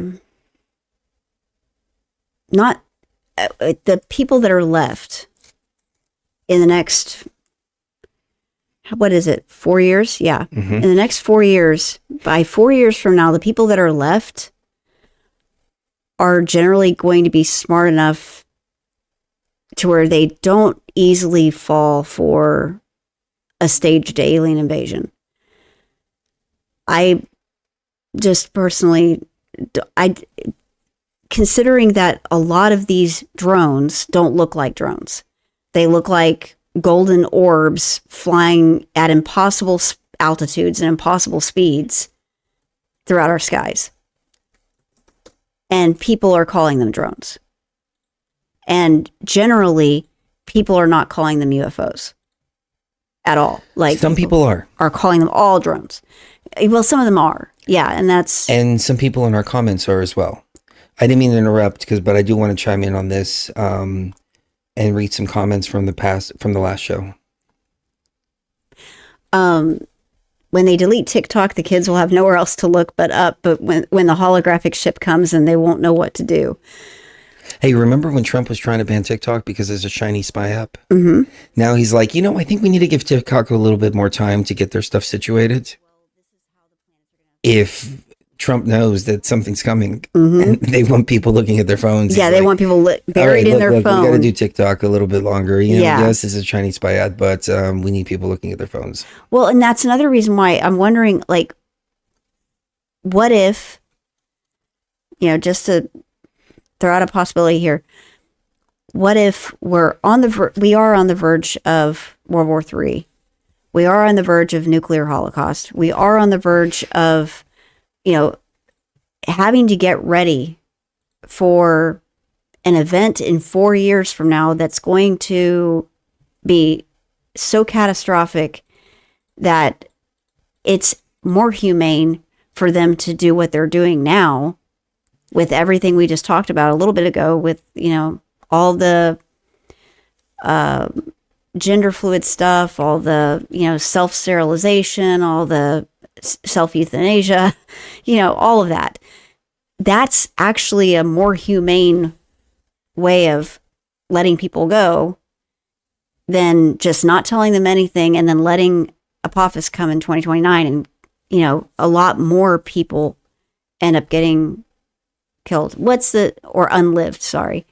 Unalived. It could be. I'm hesitant to veer off into this, but since I have this on the screen, I'm going to remember to come back to it. So another thing we were philosophizing about as we were coming down off these mushrooms is Germany, 1938 to 1943. Mm-hmm. That Reich went after a certain group of people. Mm-hmm. And it wasn't just a certain race of people or certain people of a belief system. It was people who actually came from Ukraine. Mm-hmm. And they were known as Khazars at first. Mm-hmm. Then they went over and they claimed the Holy Land after that, mm-hmm. which is funny how we have this whole conflict around Ukraine at this point, but that's something for people who can read between the lines to go and investigate themselves. But what did he do? He went after retarded people. Mm-hmm. I hate to use that word, but, mentally disabled people. Mentally disabled, yeah. He went after gay people. Which I think is wrong. I think we've always had a portion of the population that's like that, and I have no problem with that whatsoever. Again, I have a problem with drag queens helicoptering their penises in front of kids' faces. Okay, I have to draw the line somewhere, all right? I don't care what you do in your bedroom, just don't helicopter to your penis in front of drag queen and dressed as a drag queen in front of kids' faces doing storybook hour, okay? Just leave it at that, all right? I think most sane people can agree with that. But again, if you're trying to weed out the insane as well, which is something that they did, you might put out a zeitgeist out there saying that that's okay. And then anybody who says that's okay, you're like, okay, this person's insane, this person's insane, this person's insane. Right. Because I think people that truly live as a woman, even though they were born biologically men, are opposed to that as well. Mm-hmm. That being said, it seems like people have been categorizing themselves perfectly pre-1938. And putting themselves in a database and even going to blue skies out there, which is new social media out there. Mm-hmm. I'm sure they have apps out there for Antifa and BLM and all this nonsense. And they've all put themselves in Facebook groups and everything like that where they're very easily identifiable. So in the event that Trump is the reincarnation and he's bringing in the Fourth Reich, just like they've been saying that he is, they're all categorized. They're cataloged and they're already right there to be taken off the camps. Uh-huh. They're ready to go. They did it to themselves. Uh-huh. They did it to themselves. Right. Exactly. All right. That being said, as a personal experiencer of two of these orbs on December 3rd, mushrooms is so much fun because you laugh a lot with mushrooms. Ayahuasca, as I'm sure Dave knows, is more like very strict. More like, hey, look. I'm still laughing about the helicopter comment. Mushrooms, it's like, look, go ahead and laugh at everything that's going on right now, all right? Because it's all one big fucking game and it's just hilarious. Even though there's real losers in the game, and that's very sad. But it's really the sad. Mushrooms is like, just laugh because that's the only way you can get through this. Right. You have to laugh to keep from crying. Okay, so Johnny Hammerstick 72 said, as a personal experiencer of two of these orbs on December 3rd, I can say definitely that there's some sort of extraterrestrial element, or if there's some sort of living being or vessel that is from here. I got followed by some of these physical craft 2 to 3 hours after, and some telepathic contact, like I was under a microscope in a weird way. Also, December 3rd is the day that the WebBob made the prediction about UFOs. Oh, interesting. So we're getting firsthand testimony here from our BTV tribe that their encounters with these orbs seem to point to something either higher dimensional or extraterrestrial. What do you make of that? I also read a New Fork UFO sighting that was recorded about 3 weeks ago. And she said, I sensed it before I saw it. I sensed it before I saw it. Like I sensed that something was watching me or something was above me. And then I looked up and then I saw it. And that tells me that, this person's right on the money, that something different is happening with those orbs than with the regular run-of-the-mill drones that you're seeing in the sky with the blinking lights. The ones with the blinking lights, we know what those are. But those orbs have me a little stumped. Somebody had commented in the previous show, and I didn't get to address it at the time. They said in Houston, Texas, they witnessed what looked like a big disco ball type orb in the sky standing still. I remember when I was in Dallas way back in like 2005, 2006, something like that. I'm driving down the freeway. I was in the carpet cleaning industry at the time, so I was in my carpet cleaning van. I was just doing carpet cleaning work. I wasn't looking at the sky for UFOs. And I saw what looked like a disco ball orb just sitting there. And I was on the freeway and it was way off in the distance, and I was watching it and thinking, this must be part of a building. It must be something else like that. And then boom, it just like disappeared. And then I saw a video of something almost identical to what I saw way back then. So I think there is something to these orbs. Yeah, I think the orbs are different. And it could be the case, like I said yesterday, where you have a real UFO thing going on, and then they put the drones out there to obfuscate that and to make it all about the drones. Oh, it's just drones, it's just drones, it's just drones. Okay, so I'm going to throw out a really interesting idea here. And again, I don't believe this. I'm just throwing it like, how much of a troll would this be? What if Trump saying we're going to deport all the illegal aliens doesn't actually mean Latin people, but there's been an alien invasion and they're walking among us, and Trump is saying, no, we're going after the illegal aliens.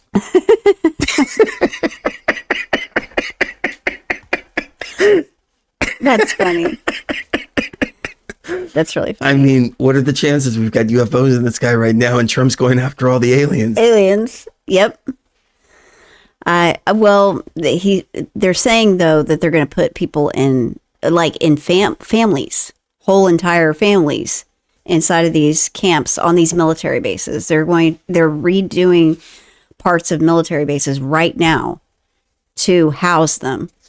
And I don't think these orbs can be housed. I don't think they can catch up to them. They're flying too high and too fast and too coordinated, and our drones can't keep up with them. We need to build a force field. No, I'm serious. And we need to have Alpha Centaurus pay for it. Oh, man. That's great. And we're going to have the Palladians pay for it. The Palladians are like, hey, what is it? We've only been here for like 100,000 years. You guys have way more advanced than we are. The aliens never applied for asylum and a free iPhone, though. That's true. And they didn't get, millions and millions of dollars that should have gone to Americans having American problems, like these hurricanes and stuff like that.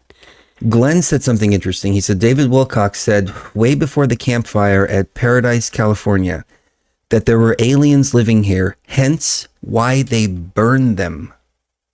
Ooh. Hence why they burned them. Okay, so I don't really take too much. I don't take what David Wilcox says too seriously.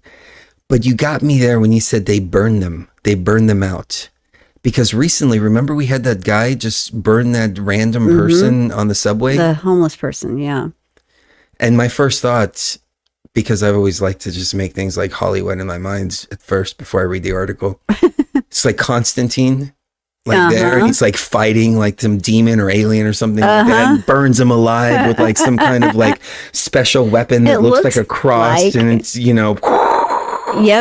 And then the mainstream media reports that, oh yeah, this guy was just burned alive for no reason whatsoever. This poor homeless person was right, burned because alive. it's all reptilians and aliens that are running the media anyways, and so they're just trying to cover up the fact that there's a war waged against them. And then I read the article, and it turned out to be a poor homeless lady, and it turned out to be somebody from Venezuela, and of course that's what it's going to be, but my mind likes to make things a little more interesting first. Yeah, but just in case. What if something like that is happening? No, I can't even go there. Yeah, that's too much. But I think it's interesting that other people were saying that first before it happened, though. That is interesting. It makes you wonder. We were talking about all the beheadings on the last show. What if that's the only way to kill a vampire? That is really interesting. That's probably not the case, but okay. So you have 2 TV shows that run along those lines: La Revolution on Netflix and The Strain on Hulu. In both of those instances, you've got a vampiric, like a virus that makes a person only able to be killed by decapitation. And according in La Revolution, it actually was interesting because you had the inventor of the guillotine fighting them, and she's like, so we just have to cut all their heads off. And he's like, we don't have enough swords. And she's like, well, I'm sure you'll come up with something. Maybe that's why FEMA bought all those guillotines 10 years ago. Do you remember that? I remember that. Yeah. FEMA bought a whole bunch of guillotines all of a sudden for some strange reason.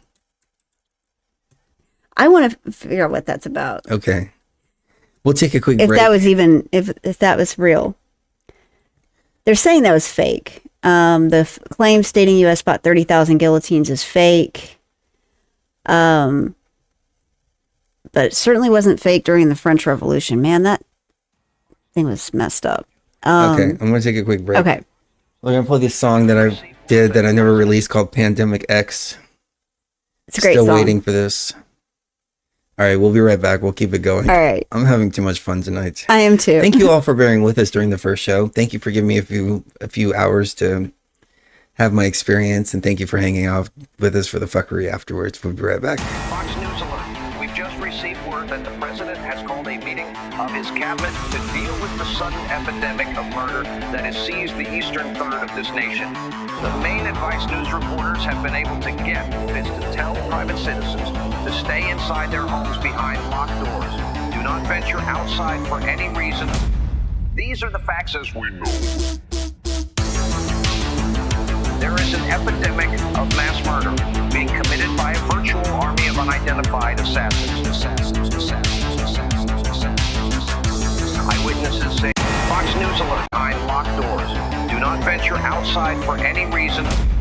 These are the facts as we know. There is an epidemic of mass murder being committed by a virtual army of unidentified assassins. Eyewitnesses say they are ordinary-looking people. Others describe them as being misshapen monsters who appear to be in some kind of trance.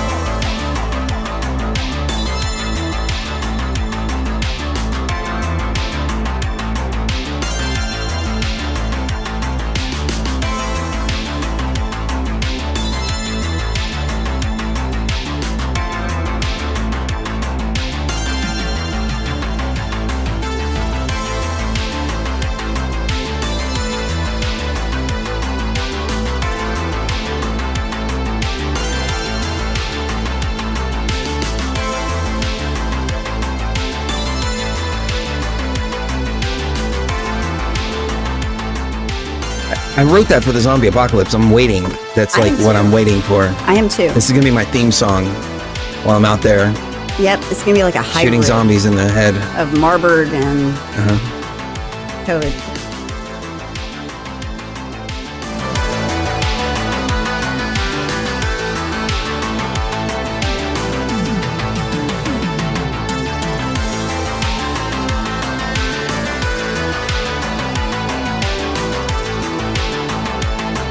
I was thinking like John Carpenter. You know? Yeah. Yeah, it sounds really cool.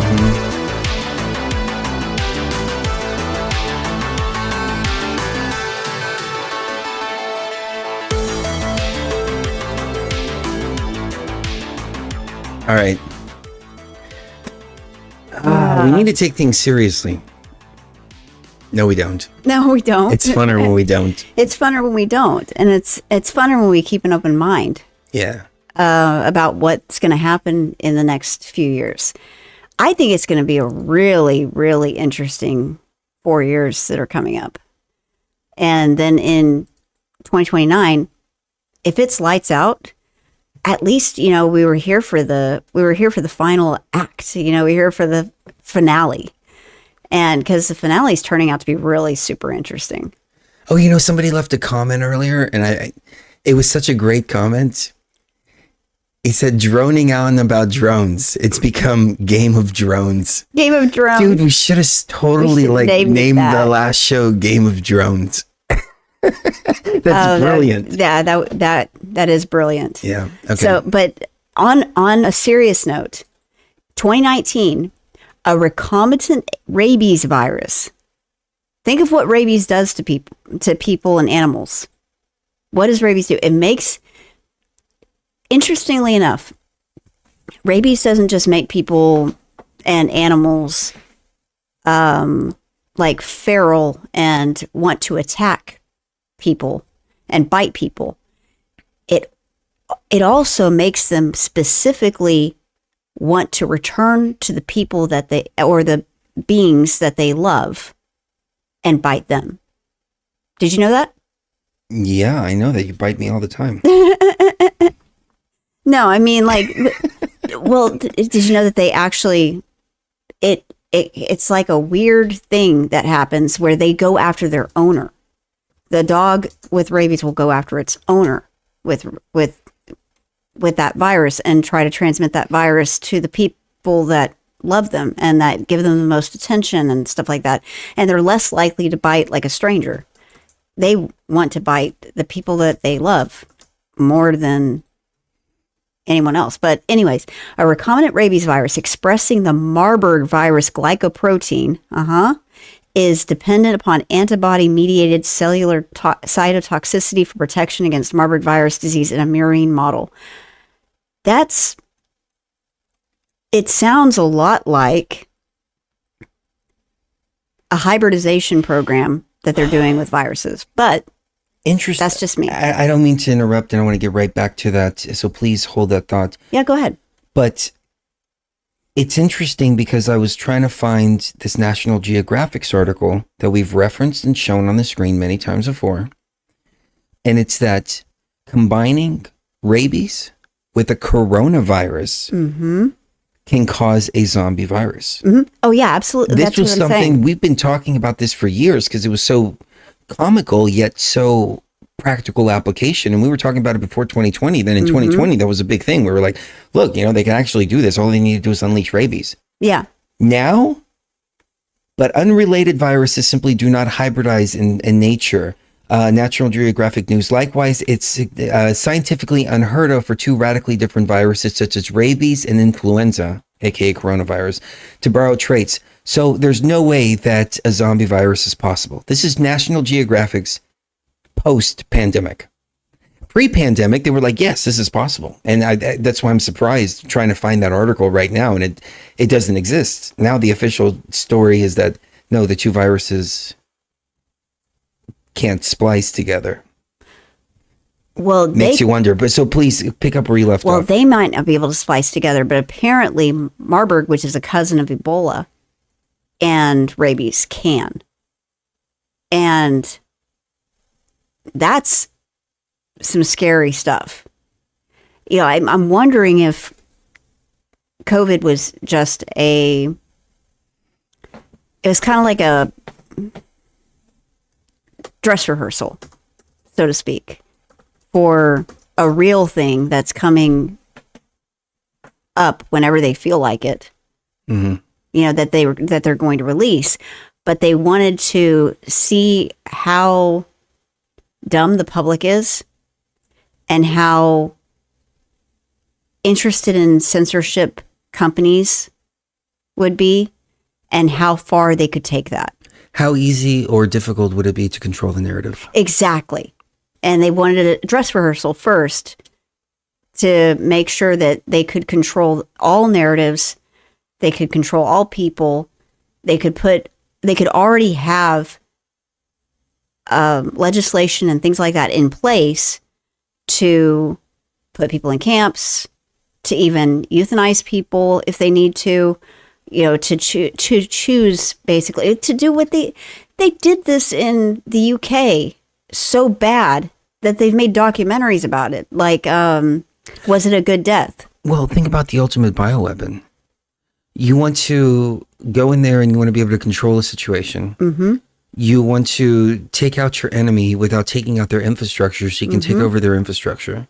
So you release a bioweapon of a zombie virus, which would be a mixture of a coronavirus and a rabies, unleash it on a population, let them tear each other up, expend all of their military resources on fighting the quote unquote zombies. And at the end of the day, the person that released it can just go in there and just take over the infrastructure just like that.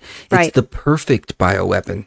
It's not something that's like, you know, oh, how crazy a zombie apocalypse. It's, you know, if you're really that bad of a dictator like Putin and Kim Jong-un and all this, at least what they tell us. Yeah, at least what they tell us. Yeah.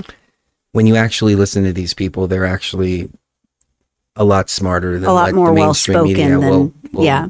frame them as. But anyways, if we go along the mainstream narrative, that would be the perfect bioweapon, would it not?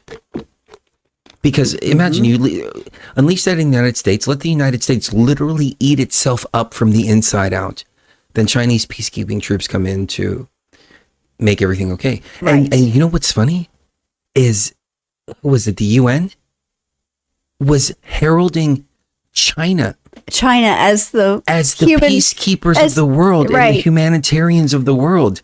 Their peacekeeping troops are like the model for the great peacekeeping throughout the world.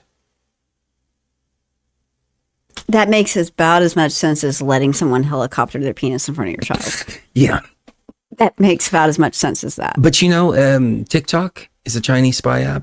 And helicoptering penises in kids' faces by drag queens, it's okay here, but it's banned in China. It's banned there. So, you know.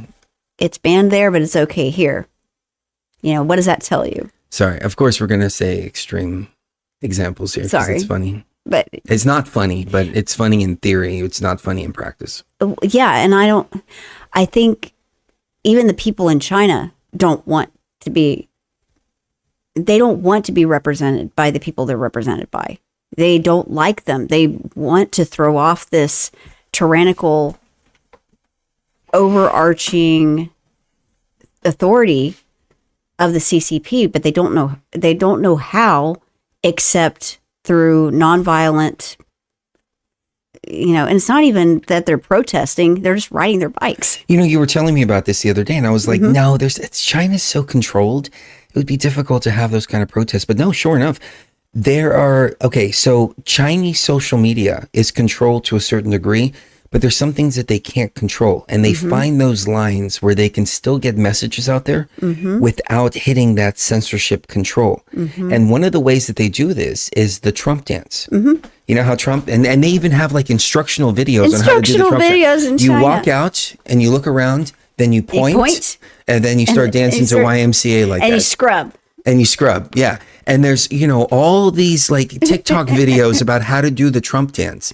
And then another form of protest is that they told them they couldn't ride bikes. And so everybody started riding bikes en masse in the streets. There's something going on over there with the people. Yeah.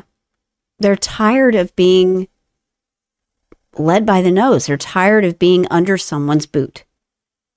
They're tired of it. They want the freedom that we complain about, that not we, but that the woke complain about us having. Does that make sense? They want that so badly. And they've had multiple generations now. I think it's like in its fourth generation. Yeah, fourth generation since the Communist Party took over in China with Mao Zedong. They've had a revolution of consciousness there that is just beautiful. And I highly commend them for anything and everything that they try to do to throw off such a horrible, anti-human government that they have. Of course, yep, exactly. On the screen, I've got a bunch of those videos that are floating around Chinese social media, TikToks and things like that, and how to do the Trump dance. Yep, and they're like, 1, you do this, and then 2, this is what you do next. You know, that people in China don't have a whole lot of outlets for protest. They really don't. They really do not. This is one of the few ways that they can non-violently protest. Do you remember when they tried to make dancing illegal? Mm-hmm. Does anybody else out there know what I'm talking about? Dancing was illegal in the United States. Mm-hmm.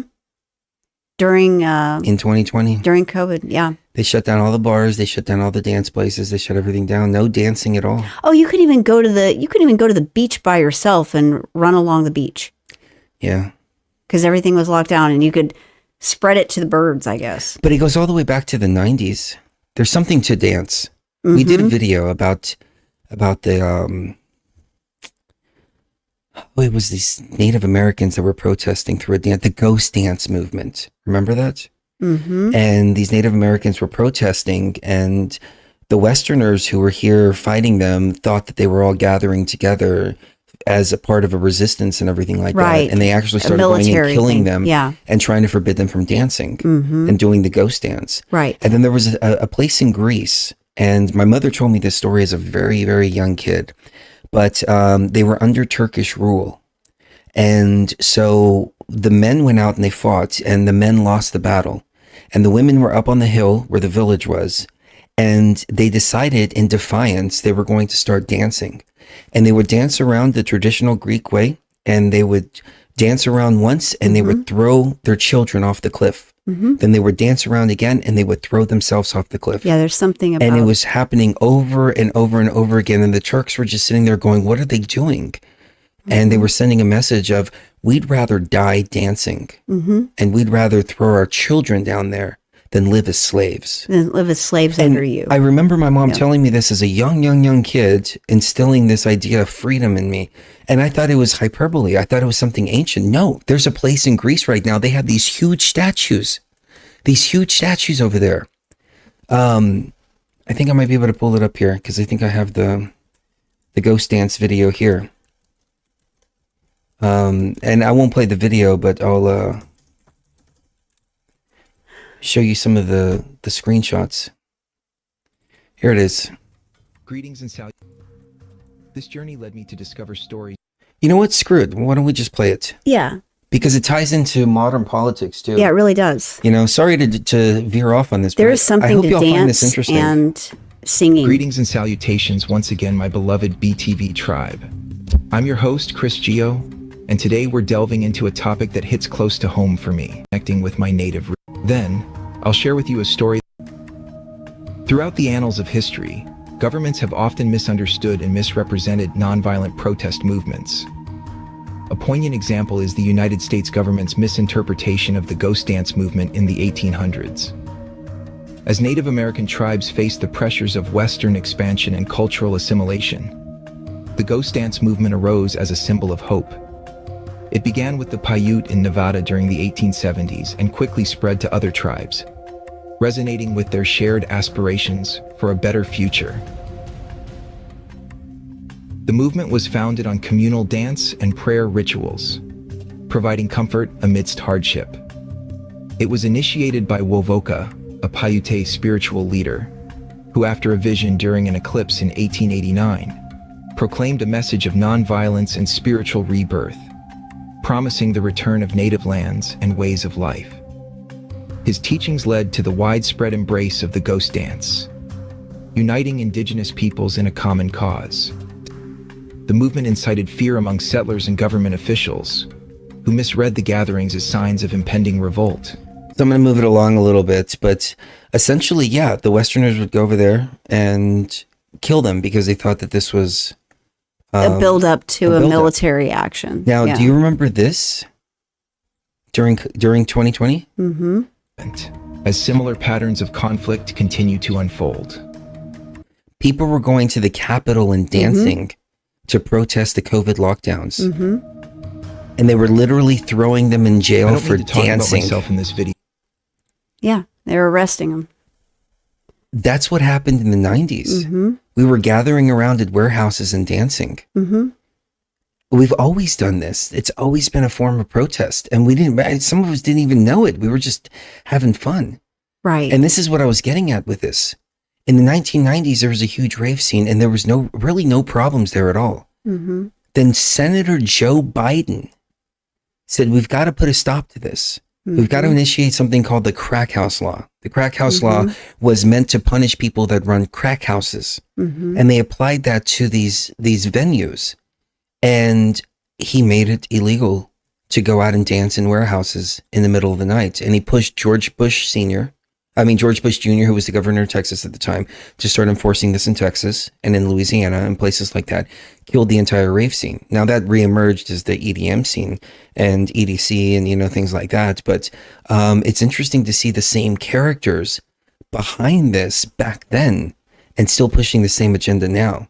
But this is the one right here that really got me. Listen to this, ladies and gentlemen. I'll play this part here. A tale of unwavering courage emerges, etching itself into the soul of humanity. Journey back to December 16th, 1803, where the quaint Greek town of Suli bore witness to an indomitable stand against oppression. As the shadows of the Ottoman Empire loomed larger, the brave sons of Greece took up arms, their valor igniting hope in the hearts of their people. Yet as the dust of battle settled, it was the women who found themselves cornered, their backs against the unforgiving mountain. Faced with the harrowing prospect of their children falling into the hands of their oppressors, these mothers chose defiance over submission. With tears in their eyes and songs of sorrow on their lips, they danced amidst the echoes of their impending doom. The Turkish soldiers, driven by greed and lust, demanded their surrender, their weapons poised to crush the last flicker of resistance. But in the midst of despair, a defiant spirit soared. In a haunting display of sacrifice, a mother cast her child into the abyss below, choosing death over the chains of tyranny. And as each round of the dance unfolded, more souls embraced the jagged embrace of the rocks, a testament to the depths of their resolve. Today, a statue stands sentinel on that cliff, a silent guardian of the unyielding spirit that courses through the veins of humanity. It beckons us to reflect on the choices we would make in the face of enslavement, to bow or to rise, to submit or to fight. For in the crucible of adversity, the true measure of our humanity is revealed. And the echoes of that fateful day remind us that the choice to live free, even in the face of death, is the ultimate defiance against tyranny.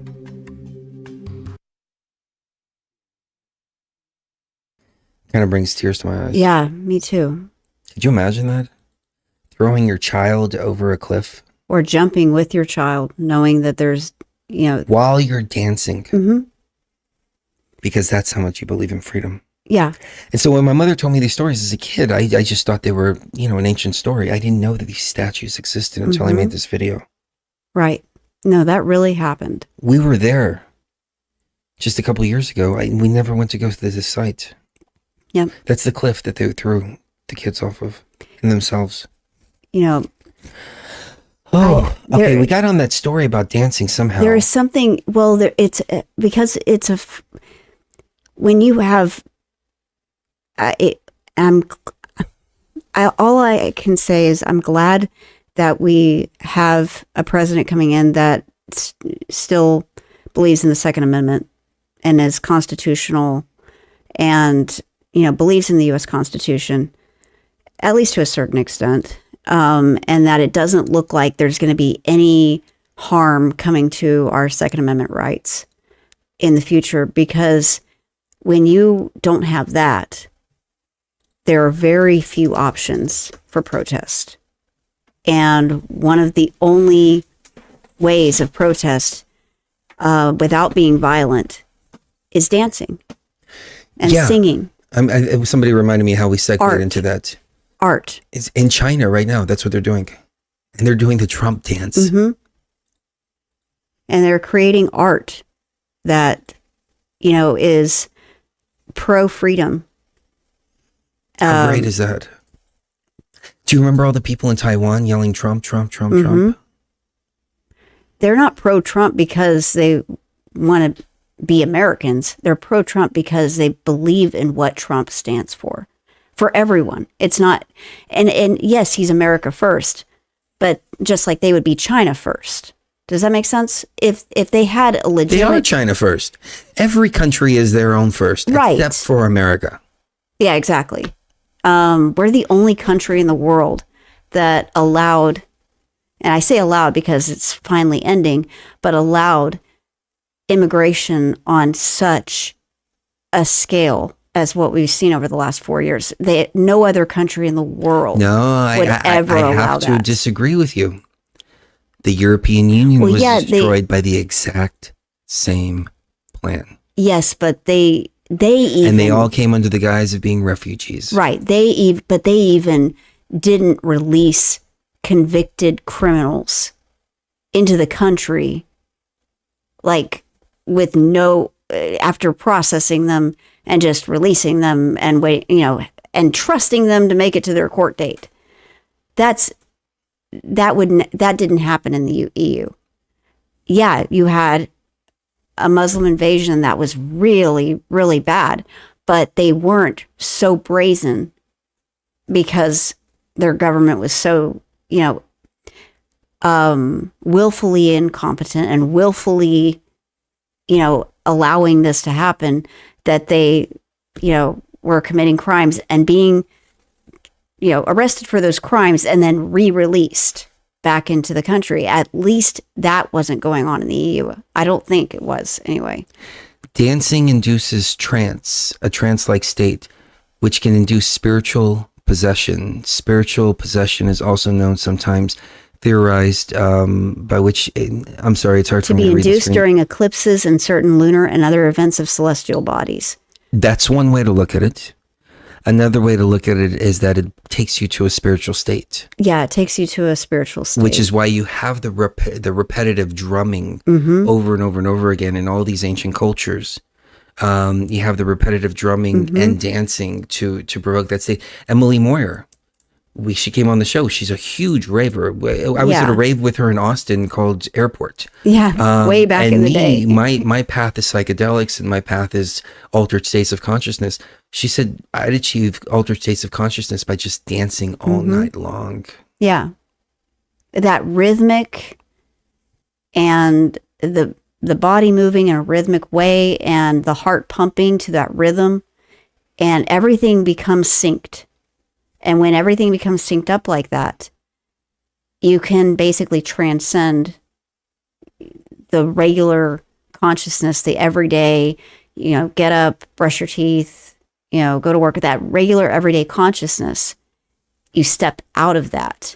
You step out of that when you dance like that. You step out of that. And I'm not talking about like regular dancing, like ballroom dancing. I'm talking about shamanic dancing, or dancing in a way that, like, to them, it's making them feel like, they're protesting.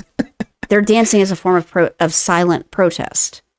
It's powerful, man. It's powerful. It's powerful what's going on throughout the world right now. Because it all goes down to consciousness. It all boils down to consciousness. And certain states of, it's just like, who was it? I have it on the tip of my tongue, but he was a guest on our show and he died. Jim Mars. He said certain states of consciousness are allowed Mm-hmm. and others are prohibited. Yeah. It's a war on consciousness. It is a war on consciousness. That's all it's about. The gentleman that's posted earlier about how dancing can open you up to demon possession. Mm-hmm. When you think about even the Christian perspective, and I'm not even sure if the commenter was coming from a Christian perspective, I'm just pointing this out. When you look at the Christian revivals too, what happens? They start to dance. Mm-hmm. Now they dance radically. They dance in the spirit. But they dance in the spirit, and they'll, something will come over them and they'll start dancing. And it may not even look at dancing, but when they're quote unquote drunk in the spirit, some kind of altered state of spirituality is there. I went to youth camp every year, and this was Church of God Pentecostal and Church of God Cleveland, Tennessee. It's very specific type of Pentecostal church. It wasn't United Pentecostal. It was an alternative form of that. But I went to youth camp every year, and my sister and I went to the same camp one year because they would have different camps for different ages, like different weeks. But we had one time where we were able to go to camp together, and she's always been more into the religious stuff than I ever was. And I know my sister, and my sister's not a liar. She's not a liar at all. She's very morally sound. And she was drunk. She was acting like she was physically drunk.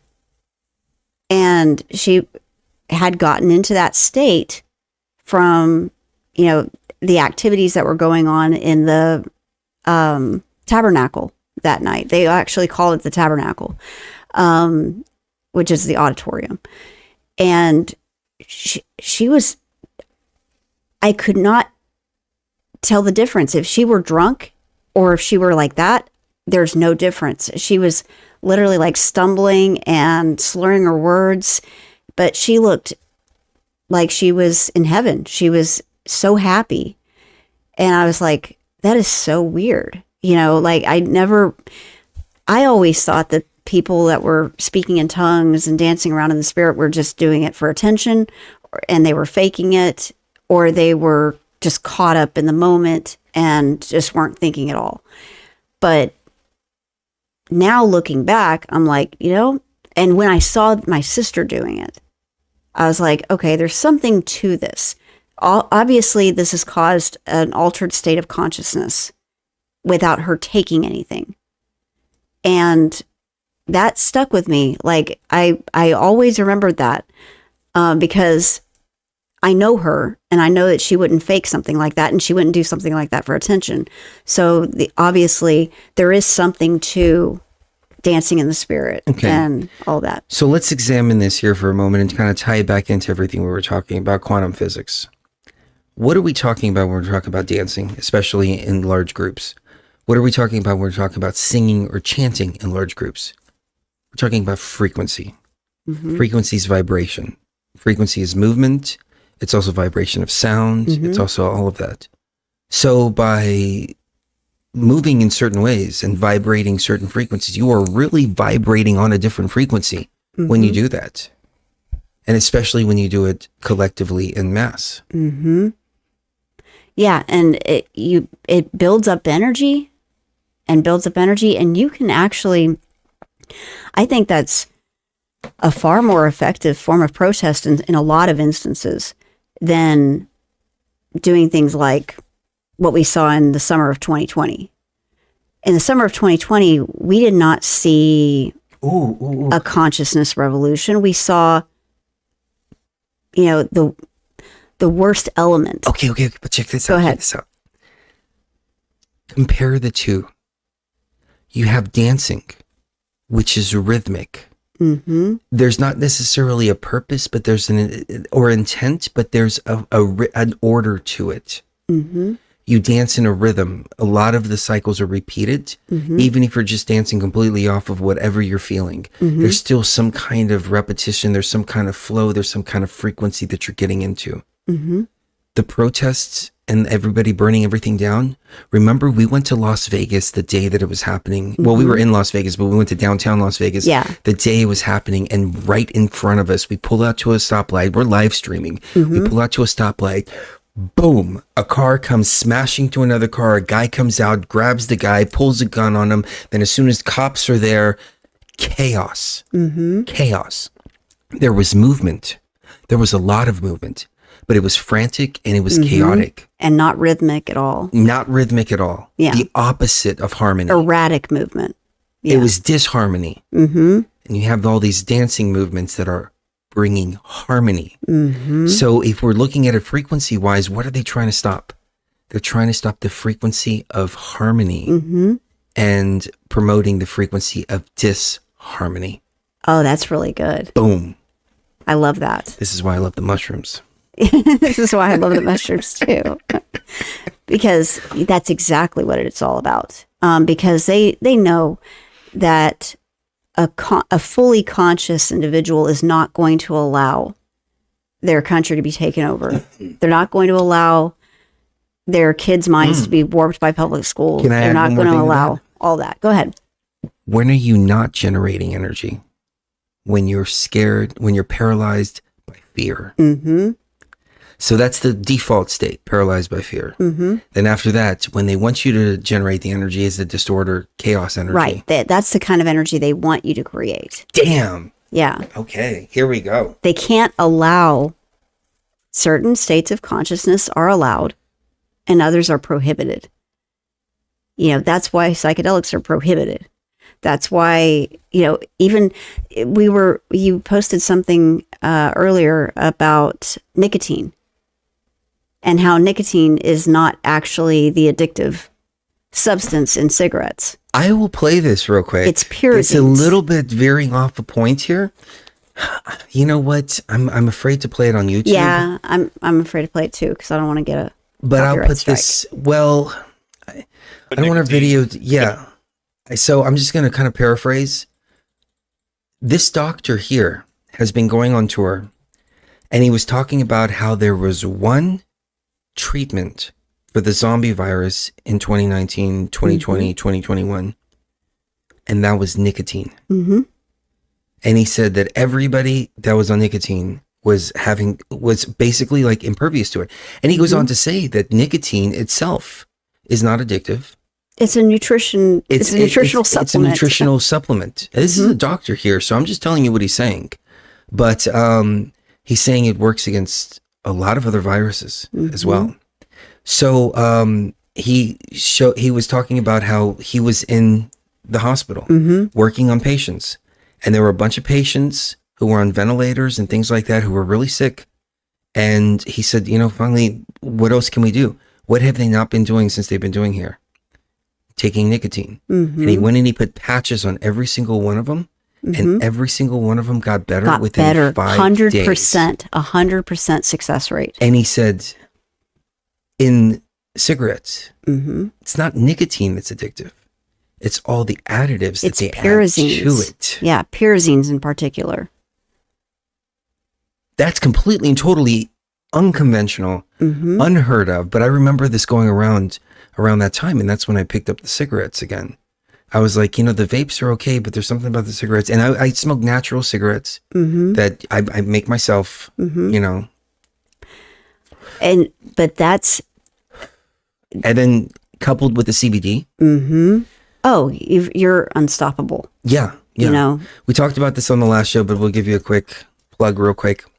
iLife, 99% pure CBD. The National Institute of Health came out and they said that high purity CBD without THC would have acted as a prophylactic to prevent everything that happened in 2019, 2020. Dr. John Campbell went over this on YouTube, and he's had several videos taken down, but that one video they could not take down because it came from the National Institute of Health. And you did a great presentation on iLife on the last video, and I won't bore people with the details on this one. But it inhibits SARS-CoV-2 replication. It's a preventative, it's a treatment. If he said if people at Wuhan had already been dosing with CBD before what happened,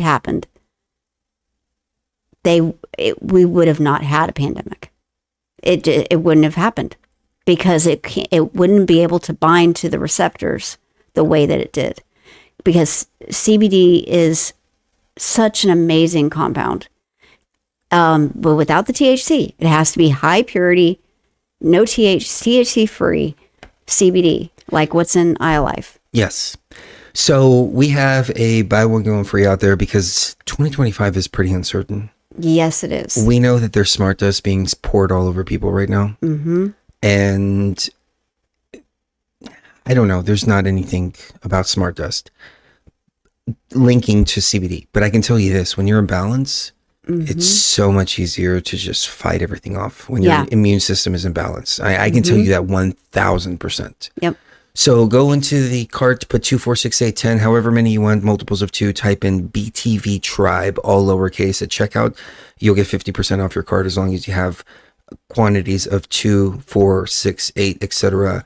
In your cart. And if you read through our comments, people have been raving about this for years now. Yeah. Now, that's THC free. Mm-hmm. It's got the ayahuasca vine in it, which we got from the ayahuasca realm way, way, way back to try to treat your issues that you're having because you can't take NSAIDs or anything like that anymore. And it worked so well that we started giving it to friends, and then friends were like, dude, you've got to put this out there. And this was like in 2018. And the testimonials have been amazing. Yeah. However, what we also have in the background that we haven't talked about just yet, and I'd like to know how many people are interested in this. We have been growing our own, and we've been using with our hands, grown with our hands. This is what we've been doing over the past couple of years. Grown with our hands and extracting that and using it in iLife over the past couple of years. We've taken that to another level here. And we've found out that there's a couple different things like THCA. And THCA is THC with the right lab results. That's pretty much it. Right. With the right lab results. Yep. So you can have some powerful THCA products that you can ship to all 50 states out there. As long as you have the right lab results.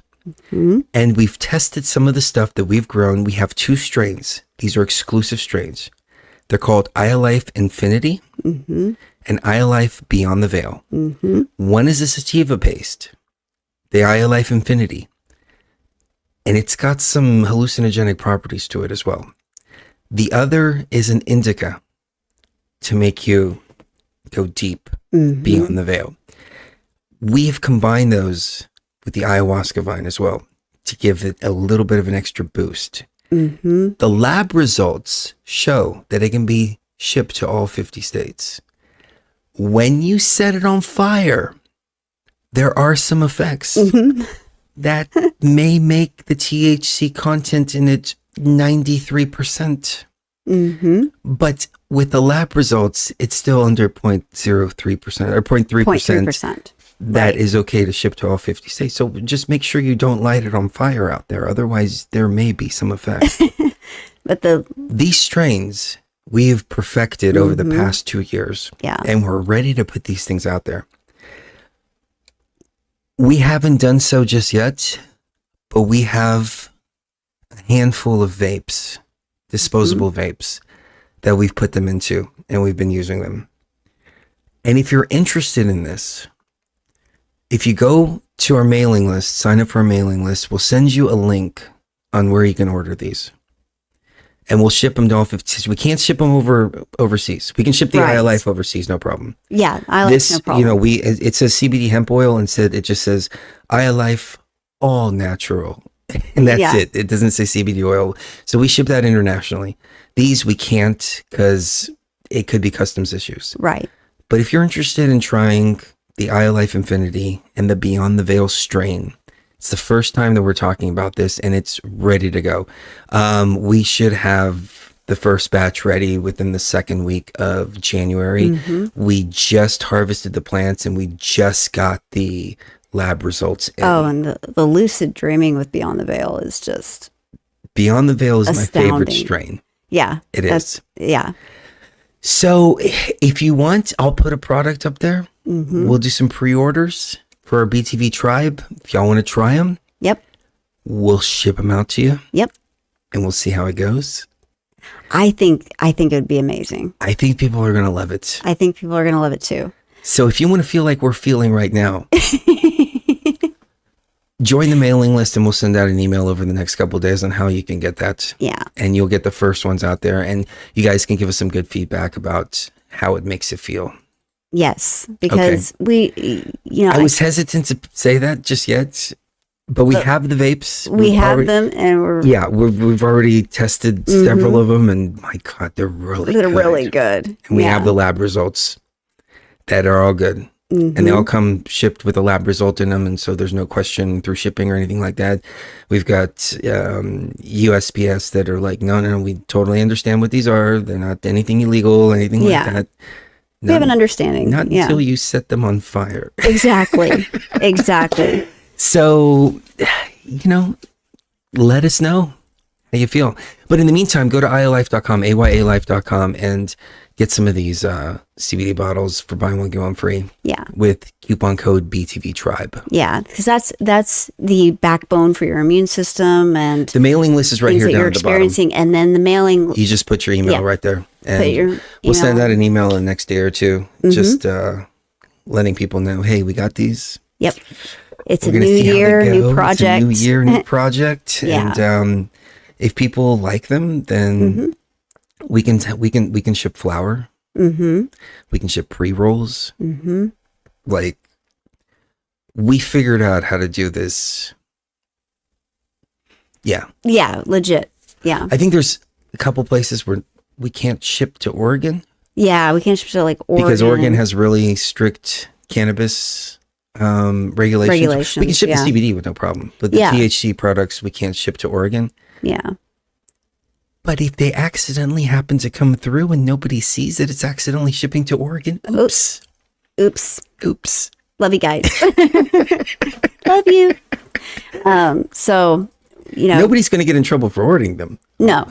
They might tell us, hey, you can't ship to Oregon. Right. Like, oh man, I'm so sorry about that. That just slipped through the guy. I will get with the processors right now and let them know. I don't know how that slipped through. Yep. Okay. But we love you guys. So enough and we of want to, we want to make this available for you guys because this is really, really good. It's like, we find ways to stay above board because that's important. But also to make sure that people can get what they want. Like, these have been going to Australia. And shipping is kind of high. It's $45, but it gets shipped USPS priority and it arrives pretty quick. We were doing USPS for a while, and USPS has been giving us some problems lately. I think we got like 2 or 3 orders that came back and we have to reship them with UPS. But UPS was like, no, it's totally fine. And they do say all natural blend. Yeah, all natural blend. Because there's technically no requirements to put anything else on the bottles. Right, exactly. So, we all right. We love you guys. I think we've said a little bit too much here. I think 2025 is going to be the only reason we share all this is because we want you to be assured that we've been doing this for years and everything has been smooth. Yeah, we've never had an issue, or much of an issue. It's been a really good 6 years for iLife, but we're about to take it to the next level in 2025. This has been about wellness. Now we want to be about wellness. So let's bring the two in together. Yeah. All right. Enough of that. Anything else you want to get into? Just the fact that time might not exist at all, according to physicists and philosophers. You know what, though?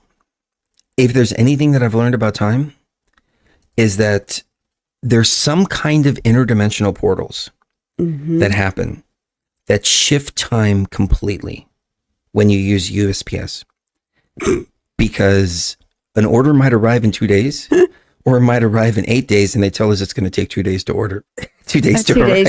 Yeah. So they have some kind of different time going on. Uh-huh. But everybody's always happy. Yeah. So, everybody's always happy when they are able to use it. So does time exist? The answer to the question may seem obvious. Of course it does. Just look at a calendar or a clock. But developments in physics suggest the non-existence of time is an open possibility and one that we should take seriously. How can that be, and what would it mean?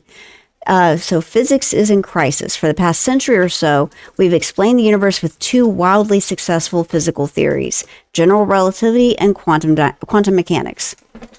Quantum mechanics describes how things work in the incredibly tiny world of particles and particle interactions. General relativity describes the big picture of gravity and how objects move. Both theories work extremely well in their own right, but the two are thought to conflict with one another. Though the exact nature of the conflict is controversial, scientists generally agree both theories need to be replaced with a new, more general theory. Physicists want to produce a theory of quantum gravity that replaces general relativity and quantum mechanics while capturing the extraordinary success of both. Such a theory would explain how gravity's big picture works. So, string theory, in the 1980s and 1990s, I'm just skipping a lot. In the 1980s and 1990s, many physicists became dissatisfied with string theory and came up with a range of new mathematical approaches to quantum gravity. One of the most prominent of these is loop quantum gravity, which proposes that the fabric of space and time is made up of a network of extremely small discrete chunks, or loops. One of the remarkable aspects of loop quantum gravity is that it appears to eliminate time entirely. Loop quantum gravity appears to eliminate time entirely. It's not alone in abolishing time. A number of other approaches also seem to remove time as a fundamental aspect of reality. So it's not just happening with one theory, it's happening with multiple of them. So we need to know. So we know we need a new physical theory to explain the universe, and that this theory might not feature time. Suppose such a theory turns out to be correct. Would it follow that time does not exist? It's complicated, and it depends on what we mean by exist. Theories of physics don't include any tables, chairs, or people, and yet we still accept that tables, chairs, and people do exist. Why? Because we assume that such things exist at a higher level than the level described by physics. We see that tables, for example, emerge from an underlying physics of particles whizzing around the universe. But while we have a pretty good sense of how a table might be made out of fundamental particles, we have no idea how time might be made out of something more fundamental. So unless we can come up with a good account of how time emerges, it's not clear that we can simply assume time exists. Time might not exist at any level. Saying that time does not exist at any level is like saying that there are no tables at all. Trying to get by in a world without tables might be tough, but managing in a world without time seems positively disastrous. Our entire lives are built around time. We plan for the future in light of what we know about the past. We hold people morally accountable for their past actions, with an eye to reprimanding them later on. We believe ourselves to be agents, entities that can take action, in part because we can plan to act in a way that will bring about changes in the future. But what's the point of acting to bring about a change in the future when, in a very real sense, there is no future to act for? What's the point of punishing someone for a past action when there is no past, and so apparently no such action? The discovery that time does not exist would seem to bring the entire world to a grinding halt. We would have no reason to get out of bed. There is a way out of this mess, though. While physics might eliminate time, it seems to leave causation intact, the sense in which one thing can bring about another thing. Perhaps what physics is telling us then is that causation and not time is the basic feature of our universe. If that's right, then agency can still survive, for it's possible to reconstruct a sense of agency entirely in causal terms. We suggest the discovery of time that time does not exist may have no direct impact on our lives, even while it propels physics into a new era. So they're saying that causation, it's not about time, or how much time it takes to do something, or how many years, you've been doing something. What matters is causation. What do you think? That's what I've been saying this entire time. Mm-hmm. You've been working on videos for 2 years sometimes. Like, baby, I'm working on these videos. And I'm like, baby, it doesn't really matter. It's the causation after that. It's Right. what's the final product? If Where's the final took product? 10 Have you minutes put it or at- if it took 2 years, it doesn't matter. It's still the final product. Like, I'm why haven't you sorry. put them out? I'm just teasing. Yeah, Yeah. she's got all these brilliant videos and she won't release them. Oh, She's I've like, released a just wanna few of tweak them. this and I've tweak released that. a few of them on Patreon. Yeah, on Patreon. In the last few months. Yeah. But I'm still, working on them, and No, I'll get I'm them. just as guilty as that too, though. I'll get them out there. Yeah. Just like you have a lot of music that you haven't released and you've never even played. But that's because it's not the right time. right. It's not the right time. So, but you're waiting for the right causation. Ah, yes. There you go. That is true. So That is true. the fact that time may not exist at all, that makes sense. Why time time is speeding up according to other physicists. Like our seconds are coming faster than they used to. Have you heard about that? How seconds are happening faster than they used to, which means time, or our perception of time, our perception It's not our of that perception. It's causality. time is actually moving faster. Yeah. Our perception is that it's moving faster because it actually is. Yeah. Not just because you're getting older or, because, it seemed to take so long to take a nap when you were little and, now you're just old. No, it's not just that. It's moving faster for everyone. And Terrence McKenna talked about this, that it's, even in the 90s, it was moving faster than it was in the 50s. Now, and just like he said it's going to move faster and faster and faster. And that is about causation too. It's not about time.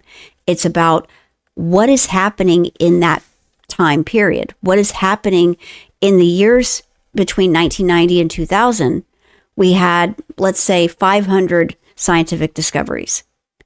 In the years between 2000 and 2005, we had 1,000 scientific discoveries. In the last 2 weeks, In the last 2 weeks, we've broken so many science fiction ideas into we've had science so many fact scientific discoveries just in in the just last, the last 2 2 weeks. weeks. It's been like 30 in the last 2 weeks. Mm-hmm.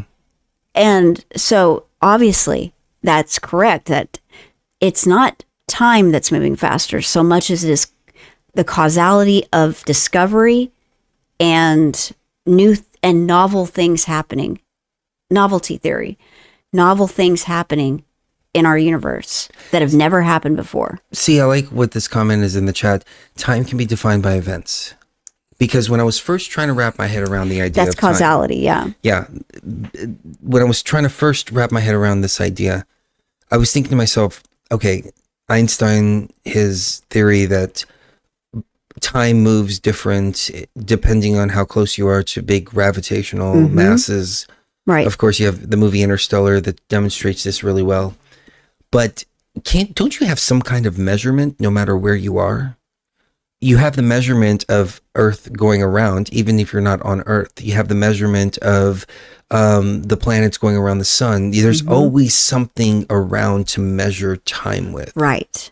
Because time is movement. Mm-hmm. But then that completely and totally falls apart on itself when you bring in time as another dimension. Right. And a spatial point that you can map out on a map. Mm-hmm. And that's the levels that we're breaking into right now with quantum computers and quantum physics. That's starting to prove all of this. The most interesting thing about quantum computers is that it's no longer a matter of true or false. Quantum computers can have states where both Exist at the same time. it both exist as true and false at the same time, which completely changes the game. Yeah, that's it is an amazing simulation we live in. Because they're digging deep and zooming in on the quantum level of things, and it just proves us right that this is a simulated reality where all things exist at the same time, actually. And it's simply that our brains wouldn't be able to handle everything happening at once. And so we're compartmentalizing it into time. Does that make sense? We're compartmentalizing it into time periods and years and months and days and seconds and minutes and all that, because our brains, that's how our brains operate. And that's how our brains need to operate, because otherwise it would be so overwhelming, we would never be able to get anything done. I'm reminded of an ayahuasca experience that I had back in 2010, 2011, around that time, the beginning of the journey. All these experiences at the beginning of the journey were really profound now. But there was a point in time when I encountered this triangle-looking eye, and it was hovering around a Mayan pyramid, and it was locking into my pineal gland for all intents and purposes, and it was beaming information in there. And this was the time when I told you, hey, I need the music off. And you were like, you need the music off? I'm like, yes, I need the music off, because the music was interfering with the connection with this being, whatever it is, if it was part of my consciousness or if it was a hyperspace being or whatever the case may be. And it was giving me a ton of information about computer simulation, about how to manipulate the control panel, about doing all, about free energy. It was giving me schematics on time travel. It was giving me all kinds of stuff like this. And this is all documented. That back then I was talking about this experience and saying, I don't understand why I'm getting all this. I'm getting schematics for time travel. I'm getting schematics for teleportation. I'm getting schematics for this, schematics for that. And it was giving it to me with such urgency, saying, take it, take it, take it. You'll know what to do with it later. You'll know what to do with it later. When we went to Egypt, I feel like a lot of that information was utilized. Maybe just for my own personal purposes, or maybe, as I suspect, to do something to help a reset event in the matrix. That's neither here nor there. The point is that the time travel aspect of it and the quantum physics aspect of it and the information that was being beamed into my pineal way back then, I never understood how that was going to be put into any kind of practical application. Like, why would it give me all this information? That's impossible. And seeing it right now in 2025, science coming out and saying, no, this stuff is very, very, very possible, makes me wonder if, even on an individual basis, would it be possible to wake up back in 2021? I think so. But on a timeline that 2021 to 2024 never happened. Right. Or that it happened completely. Yeah. Or that it happened, not that it didn't happen, but that it happened in it was before all that happened. So things could be turned in a completely different direction. And you could have a completely different and world. Done the right way. And done the right way. Not the second right way, which this is the second right way. Right. But wouldn't that be amazing if we all just woke up and it was 2021 and we realized this was all a bad dream? And it was 2020 still? Yeah. And we still had a choice on which way we wanted to push this matrix forward. And we collectively all together remembered, like it was waking up from a dream. We said, no, there's no way we're not going walking down that road. horrible timeline. Yeah. Even though it's balancing itself out now. Yeah, it always does. Because there is a beautiful order to this place that is built into it, that no matter what, balance will always be reachieved. And it will do what it needs to do in order to achieve that. And people will subconsciously do what they need to do to either, stand up against whatever they need to stand up against, or take themselves out of the equation if needed, in order to achieve that balance once again. And I do think that is a background noise constant of this universe, is that there's always order out of chaos, and I hate to say it like that, but it is order out of chaos. And it's also whatever needs to happen to bring things back to balance is eventually going to happen. It's back in balance. Yeah. It's just like, get a flat tire in your car, you can stop the car immediately and change the flat tire if you have another tire. If you don't have another tire, you have to drive that tire. Yeah. You have to drive the car down to a place that has another tire, or at least get a tow truck. But most people will just drive. This happened to us twice this year, and I just drove the car and wound up tearing up the tire in the process. And it turned out that one of the tires could have been fixed, but I tore the tire up going over and trying to get another tire. Right. It was necessary. Yeah. The damage was already done, but at the end of it, it was still repaired. I didn't pick up from where I left off. I still had to go through that detour of fixing the tire.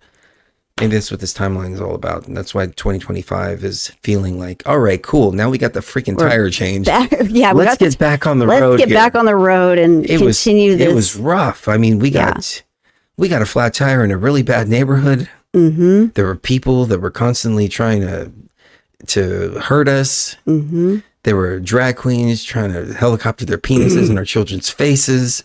I mean, man, that was terrible. Let's never get a flat tire. Let's not break down here ever again.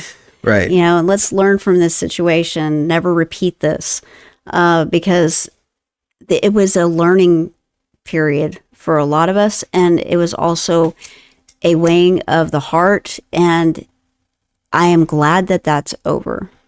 I'm glad that we are back on the road and we're all together on this bus, and the end destination, I don't know if it's going to be in 2029. I really think it is, but I can't say for sure. But what I do know is that it's going to be an amazing next 4 years. The next 4 years are going to be amazing. No matter which way you look at it. How much have you ever wagered on a coin toss? Somebody mentioned the No Country for Old Men. Country for Old Men. It's a great movie, but it's the coin may. I think we may have been able to flip the coin on its edge. We'll see. But I do have to say the wisdom that I took out, and I feel like we're being redundant, but it all comes back to the same thing because we're all talking about 2025. I'm not going to be as emotionally invested in the outcome anymore. I was in 2020. Yeah. Because that nearly killed me. Yeah, me too. And 2021 especially nearly killed me because when you know what's going on and you're not even allowed to say what's going on without losing your livelihood, that's a big, big problem. And have you noticed we've been speaking a lot more openly? I feel like we can now. Yeah, I feel like, to a certain extent we can now. Like I wouldn't be talking about drag queens helicoptering their penises in kids' faces before, but now it feels like it's okay to again. And I have no problem with drag queens, please. I've seen some on like there's one that keeps on popping over on my Facebook feed, and she's just like out there, or why not? I'll call her she, it doesn't matter. Yeah. She's out there and she does interviews with people, and she's like, ask me anything, and people ask like, oh, what's your favorite movie? What's your favorite this, what's that? And she seems genuinely sweet, like a genuinely sweet person. It's just keep it away from kids. Yeah. And it was that agenda, that frequency of the imposition. The imposition. That is the problem. I not only believe this, but you have to believe it too. And you have to act like it too. It's almost like... No. The imposition of this is what you have to accept in your life with your children. Yeah, that's what I mean. You have to go along with this too and affirm my reality. Even though my reality could cause damage to your child, that needs to happen because my rights. And when I highlight these issues, It's easy to look at it like it's coming from the surface, but it's not coming from the surface. It's coming from somewhere much, much, much deeper, which is the virus of the mind virus that was infecting people, which is the exact same virus of I'm going to impose my will upon you no matter what. It doesn't matter what that is. That just happens to be just one example that I think everybody can agree with. Right. But it's the imposition of one's ideas or values upon the others. And at the end of the day, it's live and let live. Right. Exactly. Live and let live with one common goal.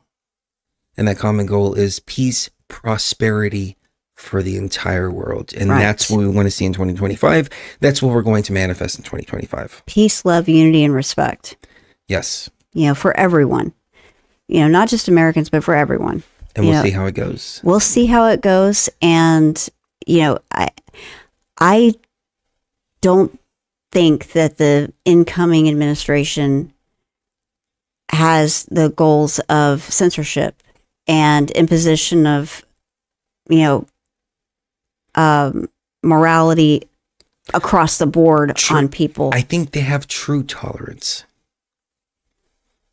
You have to tolerate the things you don't like. Right. That's what the definition of tolerance is. Exactly. It's okay, well, I don't like what you're doing, but I can't tell you can't do that. And I understand I can't tell you that. And just live and let live. That's a far cry from what we've seen over the past 4 years. And I am so happy that we've made it through that period and that we're, not only a nation, but as a world, we're looking in a positive direction for everyone. And we want what's best for it. Seems like everybody just wants to get back to a place of balance. And I've always said there's two kinds of people in this world. There's people that want to be left alone and people that won't leave them alone. I just want to shift the consciousness out there to where everybody wants to be left alone. Pretty much. Yep, exactly. And, But would I be imposing my will upon the people that don't want to leave them alone if I insist that they leave me alone? Now we get into quantum paradoxes. Quantum paradoxes. We'll let ChatGPT sort that one out. Yeah. In the meantime, kiss the one you love right now because you never know the last time it's going to be. We're coming up to the 3-hour mark. Yeah. So if you're watching this on YouTube, you can catch the full show at patreon.com/BTV Tribe, although we've been leaving a lot of our shows on YouTube for the time being. And we love our Patreon so much. Yes, Thank you for supporting the show. Guys. Thank you. And we've got the previous show will probably go exclusively on Patreon and part of the show. So if you are watching on YouTube and it's not 3 hours, you can get the rest of the show at patreon.com/BTV Tribe. Thank you all for hanging out with us. I hope it was fun. It was fun for me. It was fun for me too. So I hope that you guys are smiling. We laughed. We smiled. And that's what it's all about. Yep. Good vibes. Yeah. Good vibes. Balance and good vibes. Love you and see you even further. Beyond the veil. Beyond the veil.